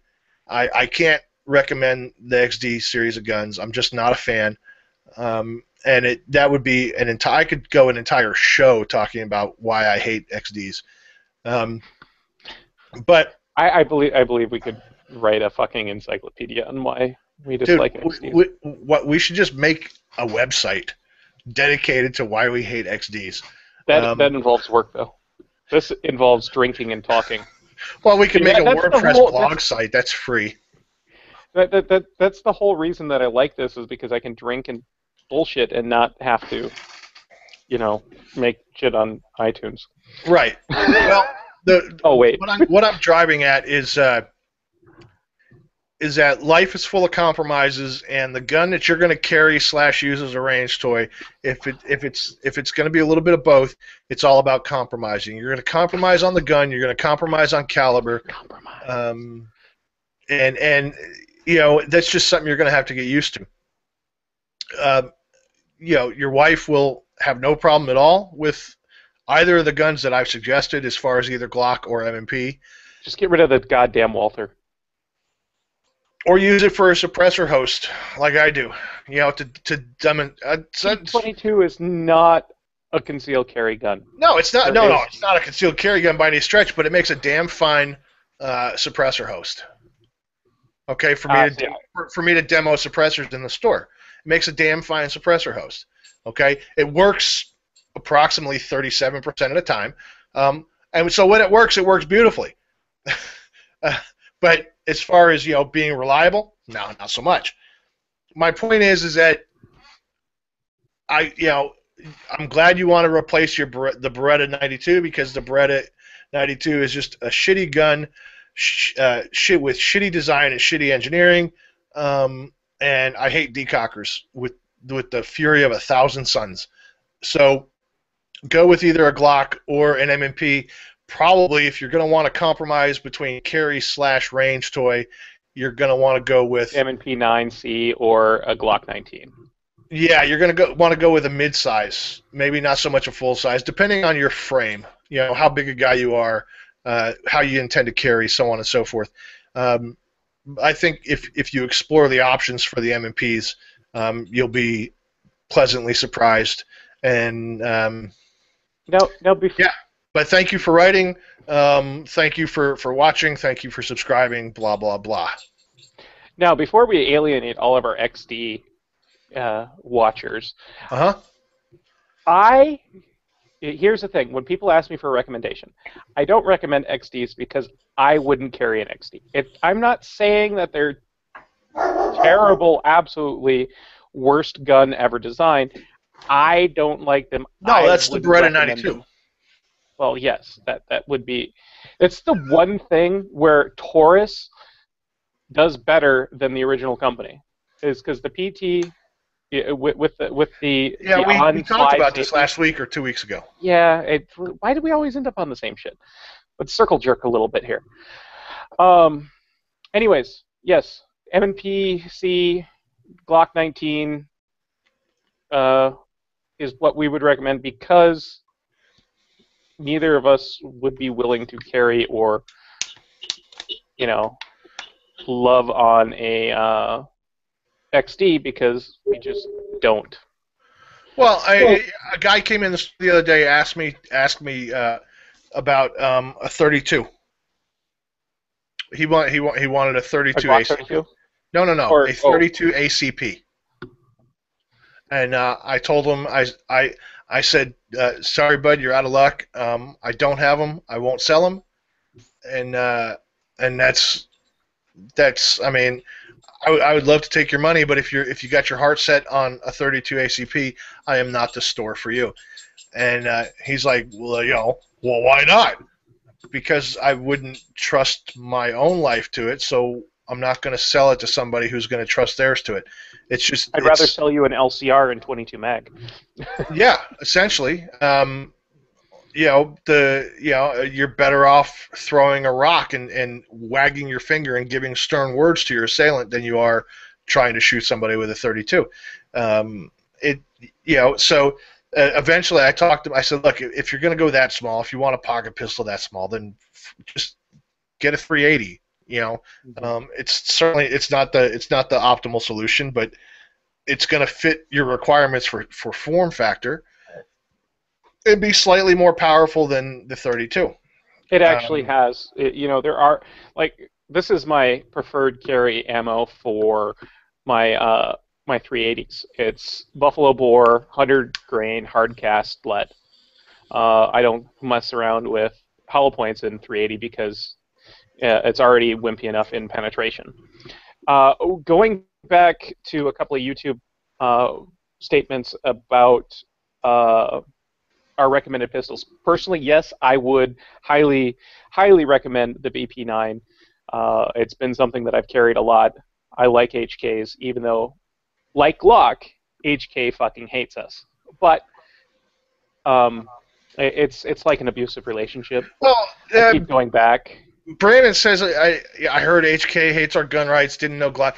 It's not that Glock hates our gun rights. They just hate America. Gaston Glock was very well known for his disdain for America and Americans in general. But by God, he loves our fucking money.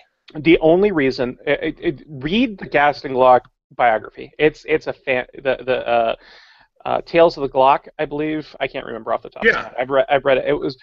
It does explain that if Gaston Glock had not hired his PR guy, U.S. sales dude, the company would never have taken off. The fact that this guy realized that, hey, we start selling this to cops, sell them cheap, get them on there, they'll keep coming back. And that's exactly what happened. And that built Glock as a global empire of guns. Sure. But HK does hate us. Well, there is no compromise to that. I don't know if I can say that they hate us. In fact, they've come out and said they don't. But I I do say that the MP5s are shitty, shitty guns. There are better options. Now, if you want to start talking about 10 millimeters and 45s and such, the UMP is a fantastic gun. Sure. But compared to the MP5, it's a vastly better designed. But if Charlie Sheen is to be believed, the MP5 is the chosen sidearm of operators operating operationally the world over. That was a reference to the really shitty 80s movie Navy SEALs. Yes. Or was that early 90s? I don't remember. Isn't that about all the same? Yeah, whatever. Oh, that's another thing that we... well, maybe we'll wait until there's more information to address that next week with the gentleman who... The incidents that have been happening at the White House over the past couple of weeks. Where are you getting this from, IRC? Just somebody did link in IRC. I have news open, and it scrolled by, and there was the dude who jumped the fence and ran up to the White House because the doors to the White House are generally unlocked.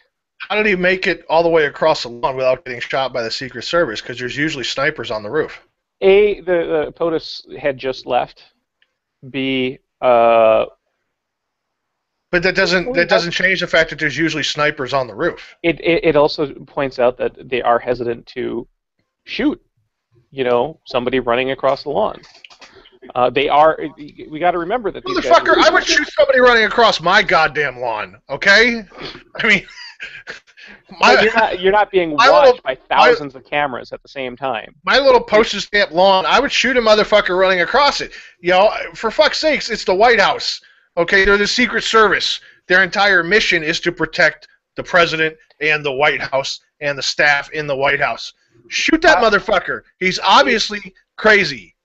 I'm of the complete opposite belief because I believe that the White House should be open the way it used to be. There are crazies out there, but it really shouldn't be. It's a fucking public place. It's not. I get that. It's taxpayer funded. We pay for it. Blah blah blah. I get that, but you know what?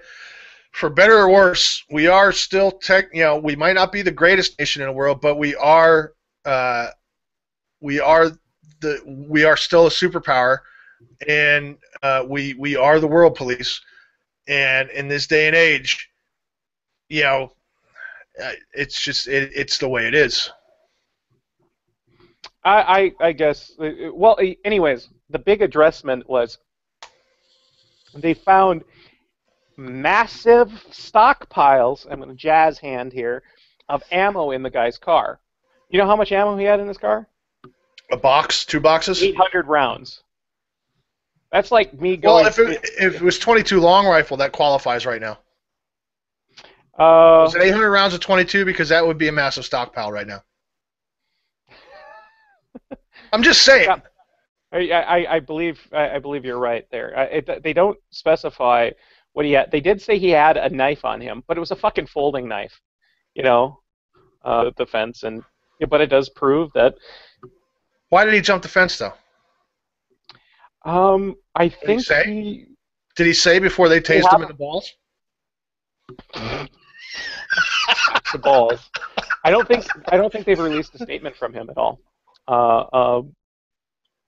That's not the only thing that's been a big incident, because somebody recently left a car that wouldn't leave one of the gates. So they were concerned about kaboomies too. So the conspiracy theorists out there are very thinking that this is building up to something. But I don't think it is. I think it's this gentleman needed mental help, and obviously chose the wrong way to find it. You're going to jump the fence and charge the White House. You obviously need mental help. You would think, yes. It doesn't take a brain surgeon. It doesn't take a PhD, or a psychiatric professional to realize that if you're going to jump the fence and charge across the lawn of the White House in this day and age that there is something not right with you. You would think, but So it just I hate incidents like this. That Hey, is there anything on give Twitter? Is there anything on Twitter right now? Because I the can't see it. Twitterings. So, yes, check the Uh, hashtag. I don't Negative. want the Twitterverse to feel that we're ignoring them if they are No in one fact talks to there. us on Twitters. Oh, fuck it then. Uh, the IRC is really our main topic right now. Oh, we've been getting some from directly from YouTube's. Yeah. I want to know who Lifted 0422 is talking to when he says, I already received the highest Appleseed honor ass hat. Yeah, that I was. want to know who That he's was, talking to. I think he was talking to me about saying that everybody should go fucking shoot an Appleseed, even if you've already done it.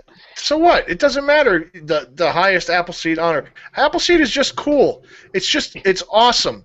Okay? And How about go shoot another Appleseed? yeah, what the fuck? Requalify. What do you have to lose, dickhead? Get your green hat, then your red hat. Then shut the fuck up and teach more. The highest Appleseed honor is to host your own Appleseed event from start to And finish. start teaching kids. And start teaching kids. And start teaching it. That's the honor. Getting a fancy patch is not the honor, dickhead. The fancy patch is for the fucking kids. The honor is in passing it along to the students, to the people who come, the kids, sometimes their parents, sometimes their grandparents. That's the honor. The honor isn't in the patch, you fucking tactical Timmy. Watch. I'm a little drunk right now, so I have this big thing about the teaching and how big a privilege it is to be able to teach people. And the motherfucker, if that's what you're talking about, you know what? Unsubscribe from my channel, cocksucker. I don't want you. I don't need your subscription. Fuck you. Oh God. Somebody just posted. I would like to ask y'all's thoughts on DRT 150 grain frangible hollow points for carry round in 45. We're not even going to address that. Frangible is just don't use frangible. It's not a carry ammo. Period. Watch last week's terribleness, and you will. Last week's show was horrible in more ways than I care to describe. But there were a few moments of lucidity, and one of those moments was when we discussed frangible ammunition. Frangible ammunition is not acceptable for carry ammo at all. Carry ammo should come in one of 4 logos. That logo, that logo, that logo, and that logo. I don't see any fucking Hydroshock there. HST. Oh, okay, there it is. Hydroshock 2s. They're the new improved. Yeah, I'm a Hydroshock Classic guy, kind of like Coca-Cola Classic. There's honestly no reason to not go to HSTs, except availability and finding the damn things. It's actually pretty hard to find them sometimes right now. Yeah, Stump Greenwood, South Carolina. Dude, don't. Frangible's not. It's not acceptable for hollow point, or it's not acceptable for self-defense. Anything other than shooting steel at sub-optimal ranges of shooting steel is what we stated last week, and it stays now. Or I think air marshals carry frangible ammo, but I thought it was all Spear 357. So it might be. I had heard that they were carrying frangible because of, there's an old wives' tale about one single hole in an airplane skin is going to cause an explosive decompression, and it's been proven 100 times over by science that won't happen. But people still, I had heard that that's what they were carrying. I don't know any air marshals personally, so I can't ask them. Actually, you know what? If there's an air marshal who happens to be a subscriber to my channel or is watching the show right now, we would totally have you on. You can turn yourself off, but it would be awesome. Actually, yeah, dude, I would totally love to have an air marshal on the show. We would want to confirm that. It's not just you can't. Yeah, no, I'm gonna have air marshals. I'm gonna because the next thing that's going to happen is I have 100 people emailing me saying, "Dude, I'm totally an air marshal," and they're all going to be calling themselves Gecko 45 or something. Yes. So yeah, if anybody knows an air marshal, or if I happen to have an air marshal as a subscriber, um, Or I would former. love to, you know, It'd or be yeah, interesting. yeah, I would love to have you on the show. Actually, I think, because I got questions, yo. There are two. There are okay. This will branch off into a TSA rant of there are only two things that have Oh, changed. the guy who wanted the 32. Guess what? What? He's the TSA agent? Full fucking uniform, baby. Tell him just to confiscate that shit off of somebody that accidentally brings it on board. I know, it's his Tulsa. But there are two things that have affected the fact that another airplane hijacking will very, very unlikely occur in the U.S. Uh, Two major things. A secret unit called Rainbow. who board airplanes from below from a docking collar on a F-117 as we watch Steven Seagal. I believe that's the only movie I've ever seen him die in. Was that? Look, Steven Seagal is an American icon. He's a hero to the common man, and I would appreciate it if you didn't talk shit about him. Okay, we did talk about the 17-year-old thing earlier. So if we're bringing up Steven Seagal again, he did knock up that 17-year-old. American icon, national hero. Anyways, the two things is locking the fucking door and putting more air marshals in the air. That and the fact that everyone will bum rush whoever tries breaking into the cockpit. So no matter what you think about the TSA, it's absolutely useless compared to just fucking locking the cabin door. Who would have thought locking the door would... Well, it's not even locking the door. The doors used to be basically glorified cardboard. Now they're steel reinforced. So, obviously higher, a stouter door in addition to locking it, those are good things. People did bring up the ammo that I see had that on earlier. Corban, if you have to get something that's leadless, the only leadless projectile that's worth a damn are Corban's Barnes projectiles, because they come in real weights of 115 to 120, for 9mm. Hornady, these particular happen to be critical duty, so they're generally heavier. So like their equivalent of the 124 is a 135. Just because Hornady critical duty is considered to be barrier blind, so shooting through sheetrock or car doors or windows, it essentially for police officers. The other one is federal HSTs or hydroshocks, depending on how old you are. And then, of course, the old standby of Spear Gold Dot. I've never had a problem with gold dots.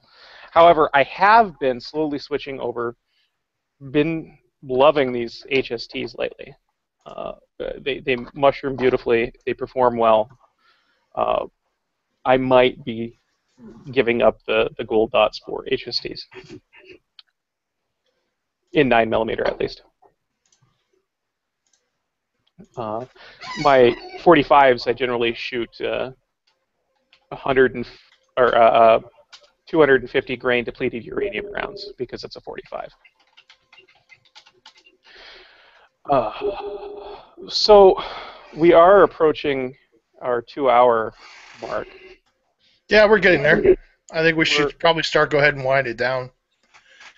Because God knows, I could sit here and talk all night, but nobody really wants to listen to that. No, it's hard enough to get them to listen. Oh, you know what? We need to do a show about carry ammo and just it seems because we just keep getting that's I I, it's a it's a circle jerk. stupid thing that comes up all the damn time. No, wad cutters generally are not a great idea for carry. Unless you're carrying a 38, then wad cutters work. Uh, but there's Wad plenty cutters. of I mean, information wad cutters used to be great for carry ammo because until the that's invention of the proper modern yeah. jacketed hollow point. Until the invention of jacketed hollow points, and I mean that's the whole point with American ingenuity and progress and scientific advancements and engineering and all that other shit. There are better, more appropriate options.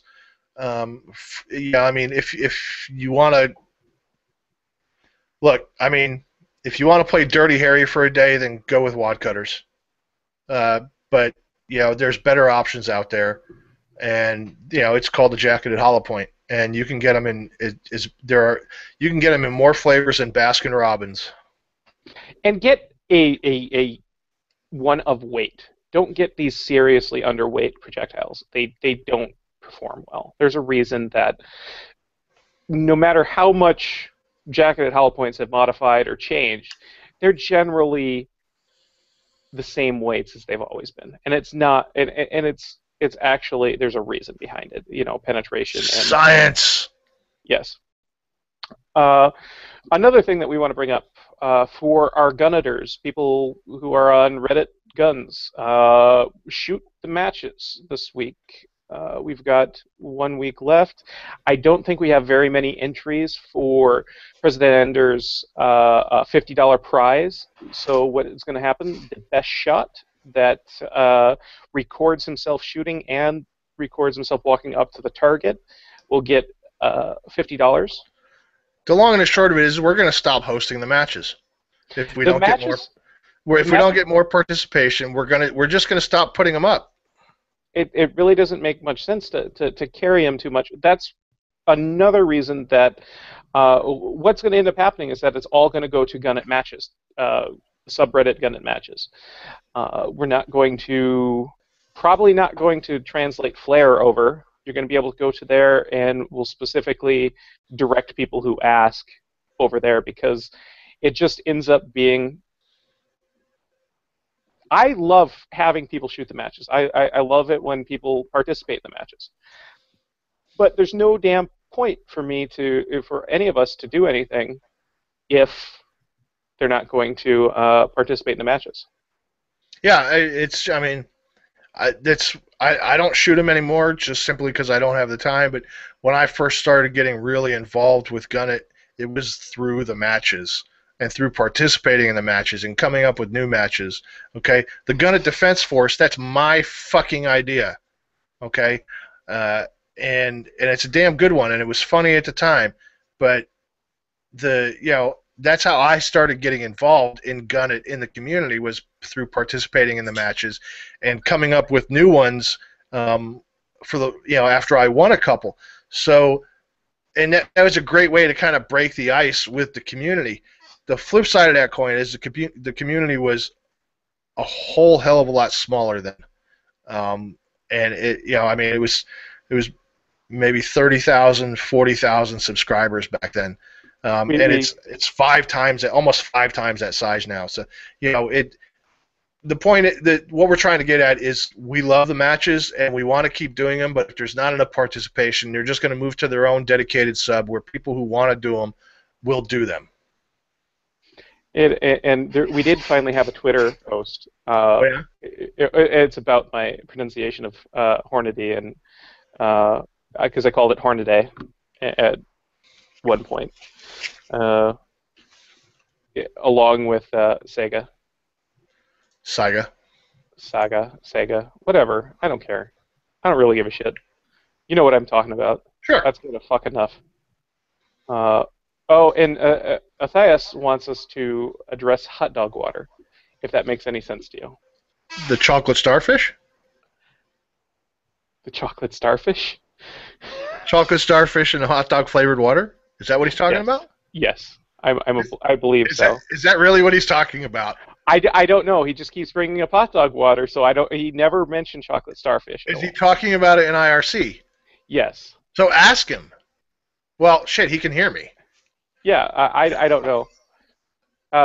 He does ask you what your ideal content is, but My ideal content for what?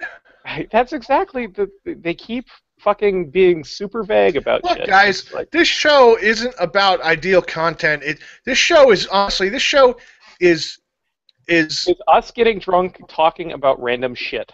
well, I mean, it's about guns, but it's not just gonna.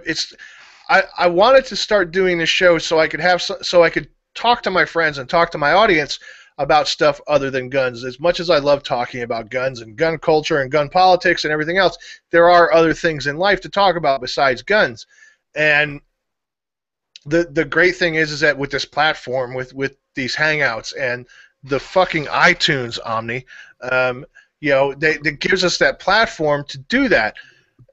Obviously, we're trying to keep the Gunnet subscribers involved in it by doing the thread of the week, and it's great that we have been having some participation in that, and we really do super appreciate it, because honestly, I don't have the time to go through a week's worth of threads and try and figure out what to talk about, and I don't honestly think it's fair. I think that you guys should have some say in what we talk about in that respect. But we're going to talk about other stuff too. I mean, we were talking about Earth Defense Force. Fuck you, King Rat. We're going to talk about Warhammer 40K because we're both 40K geeks, and we're going to talk about other shit. Yes, it's primarily about firearms and firearms-related stuff, but there's going to be some other stuff that's going to creep in too. And we're going to drink beer, or I'm going to drink beer, and he's going to drink scotch. I won't drink scotch on the air because nobody wants to see that. So as far as what we want to do, the very first show, I don't know if you heard the very first show, it's like Opie and Anthony without the racist Twitter rants.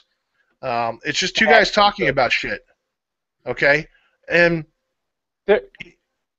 they're all, we do want to use this as a way to encourage participation further in guns, and we did end up addressing that. As much as we wanted guns to be larger than ARFCOM is, a bigger community. But that said, but is it okay? But out of the registered members of ARFCOM, how many of those registered members are permabanned? So the statistics are actually padded. At least one or two of my accounts. If you hate on any of the ARFCOM advertisers, it's a very quick way to get banned. I'm banned from ARFCOM. I know this. The addressing of why we think guns is we're trying to get guns on a better track. There have been a few minor tweaks and in the way that we handle a lot of things, and we do want to encourage more unique content that is exactly. You'll see, guys, that we've started kind of dialing down on some of the things that, if you're a contributor to the subreddit via posts, Zap's gonna be pissed that we say this. Zap can get the fuck over it, because honestly, I never agreed with the fact that we shouldn't tell people. It's if you're a contributor, okay, and it's up to us to decide whether you're a contributor or not, and you want to post some original content or something that you created, then we're absolutely going to encourage that, because anything cool like that is going to be it's only going to lead to good things for the subreddit. The subreddit's getting huge, and it's sometimes unmanageable, and so the rules that we instituted over the last couple of years, those have helped, and we've cracked down on a lot of stuff, and we disallowed a lot of stuff, and we've come to a decision collectively, minus Zap, because Zap just wasn't okay with it, and I get that, I understand, But the fact of the matter is, I do believe it's what's best for the sub, is that content creators should have a little bit of leeway to posting stuff, so long as it's not spammy, and they are contributors to the subreddit. Okay, so as much as you guys fucking hate them, guess what? The guys from We Like Shooting, Freeman and Heron, they're it's okay, They're guys. getting better. They're getting better at making posts. There was the one guy from We Like Shooting today. Oh, Aaron. But that was just Aaron being Aaron. You have to know Aaron, and I do, and I love the guy. He's a great dude. You have to know him. That was just Aaron being Aaron, and he's a snarky guy. And the downvotes obviously spoke for themselves in that case. But the long and the short of it is we're trying to make our guns literally the best sub it can be, and part of that is, well, a huge part of that is coming from you guys. As far as content for this podcast, no, we're not bringing memes back. Fuck you, you're banned. As far as content for the podcast, find me an air marshal to come on the show. I would love to have an air marshal on this show. That would be a really cool show. And as far as future guests go, well, we're gonna have somebody who works at the armory. But we're going to wind it down to guests coming on aren't going to be on the entire show. They're going to be on for mostly their specific sections. I don't think we've decided that yet. Well, fine. Well, all I'm saying is, fuck it. Let's have this discussion now. All I'm saying is that, while I absolutely agree that if we're going to have a guest on, it has to be for a specific reason. There's no reason to kick the guest after they're done talking about their thing. So we give them a platform to talk about the cool shit that they're doing, and then just let them join in the rest of the conversation with us afterwards. I'm down with that, but I'm not down with just kicking people off after they're done talking about their shit. Well, no. But bringing them on and having a specific direction to take them on. That's why I want an air marshal on. That's why what's his face who works for the prop gun place. I want him on. I wanted to get him on tonight, but I could never get a hold of him in IRC. But I want him on for sure. I mean, I've got some good ideas for guests, but we need to figure out let's see. Wait, if I get an air marshal on the show, can we bring memes back? No. No. Moving on. We're not bringing memes back, okay? It's just not going to happen. And the gun of the day for the show is the M1 carbine. Which one is that? Is that the one we were talking about a couple months back? Yeah, this is where you're asking me where the barrel was, what the barrel was? No, that was find any barrel markings. Was that the Arsenal refit from Korea? This one is, yeah, but not the one that I was looking at. The other one that I was looking at. Oh, okay. That one turned out to be correct, but I was a nice guy and told him it was correct, and told him that it's worth more than $350, being a inland, from what I could tell, mostly correct. Right. So I wasn't going to rip him off, because I hate being a nice guy sometimes, because I lose good deals. But then again, I picked up a Colt Trooper for $200, so. Dorothy's saying, I know a USPSA Masterclass Air Marshal. Next, you're going to tell me he's also the door gunner on the space shuttle. Proof for GTFO. Ooh, here's a good person. Othias said that he could get May on here to do a weekly old gun section. I don't know if we want to do it every week. Yeah, but it'd be nice to get May on here. At least a girl once in a while. Oh, there you go, Monkey Masher. Everyone should shoot the military service rifle match and our gun at matches. It's the best match. I haven't looked at that one. I should do it with my carbine. Yeah, well, guys, honestly, before we close out the show, there's a week left to shoot this month's matches. If we don't get more participation, we're not going to continue doing them. They're all going to get moved over to Gun It matches, and it's going to be its own dedicated sub. We don't want it to go that way, but either the participation happens Zap or it is doesn't. getting annoyed at having to deal with it. Well, no, the flare is supposed to be handled by the bot these days, but I haven't been able to get a hold of Steven. Right. Steven. There is a lot of administrative. I mean, I did it all before we brought Zaptel on. There's a lot of administrative shit that goes with doing the matches and administering them. And if people aren't going to participate, honestly, it's just not worth the time, and it's not worth the time we invest in it. Yeah. It sounds shitty because everybody's like, well, you're just a fucking mod on Reddit. There's a lot more that goes on behind the scenes than people realize. Whatever. We're just going to end up. We've threatened to do it many months, and it's. I'm not sure what the threshold that Zap set, and if we don't meet it, we're going to drop it. Yeah, ultimately it's up to Zap. It's his baby right now, but I'm pretty sure that's the way we're leaning. And Zap wants people to participate. That's why he keeps saying shoot the matches or I hate you. It's not just because he's being Zap, even though that's part of it. It's he wants people to participate, but it's not fair to tie up his time with shit that people just aren't doing. Yeah. Nope. All right, so we ran over a little bit. Omni, tell people where they can find you at.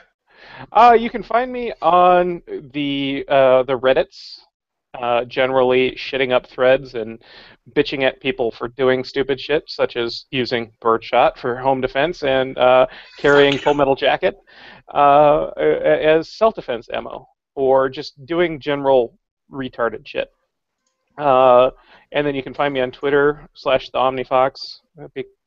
The reason that it's that is because it's taken, and just don't Google search that. Don't. Yeah, just don't. I do need to go through a name change. And then what about you? Where can we find you on the internets? On the internet, I can be found at YouTube /Gun Torture Tests, Twitter @Gun Torture Tests, Facebook Rich.from Gun Torture Tests. You can also find information on my pet project Red Fork Ammo at Facebook /Red Fork Firearms and Ammunition, and Twitter /Red Fork Firearms.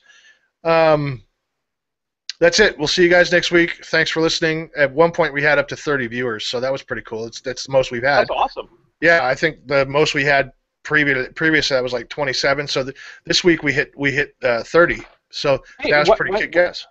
Hey, there's one thing I do want to throw out there is if somebody is a good audio editor and has the time, you can go ahead and shoot me a link to the MP3s. I just haven't had time to sit through and cut out the dead space to upload to the iTunes. And as soon as we start getting that shit uploaded, the ideal schedule will be by Thursday. And I don't want to promise again this week because I probably won't get to it because, as I said, I'm dealing with Mr. California. It happens. There you have it. I guess we're going to crowdsource our audio encoding. Not necessarily, but just saying. Yeah, we want to get these things on iTunes because that's going to, and we want to do it sooner rather than later, honestly, just because otherwise the interest will kind of wane. Regardless, we'll see you guys next week. Thanks for watching. Thanks for listening. See you. Bye.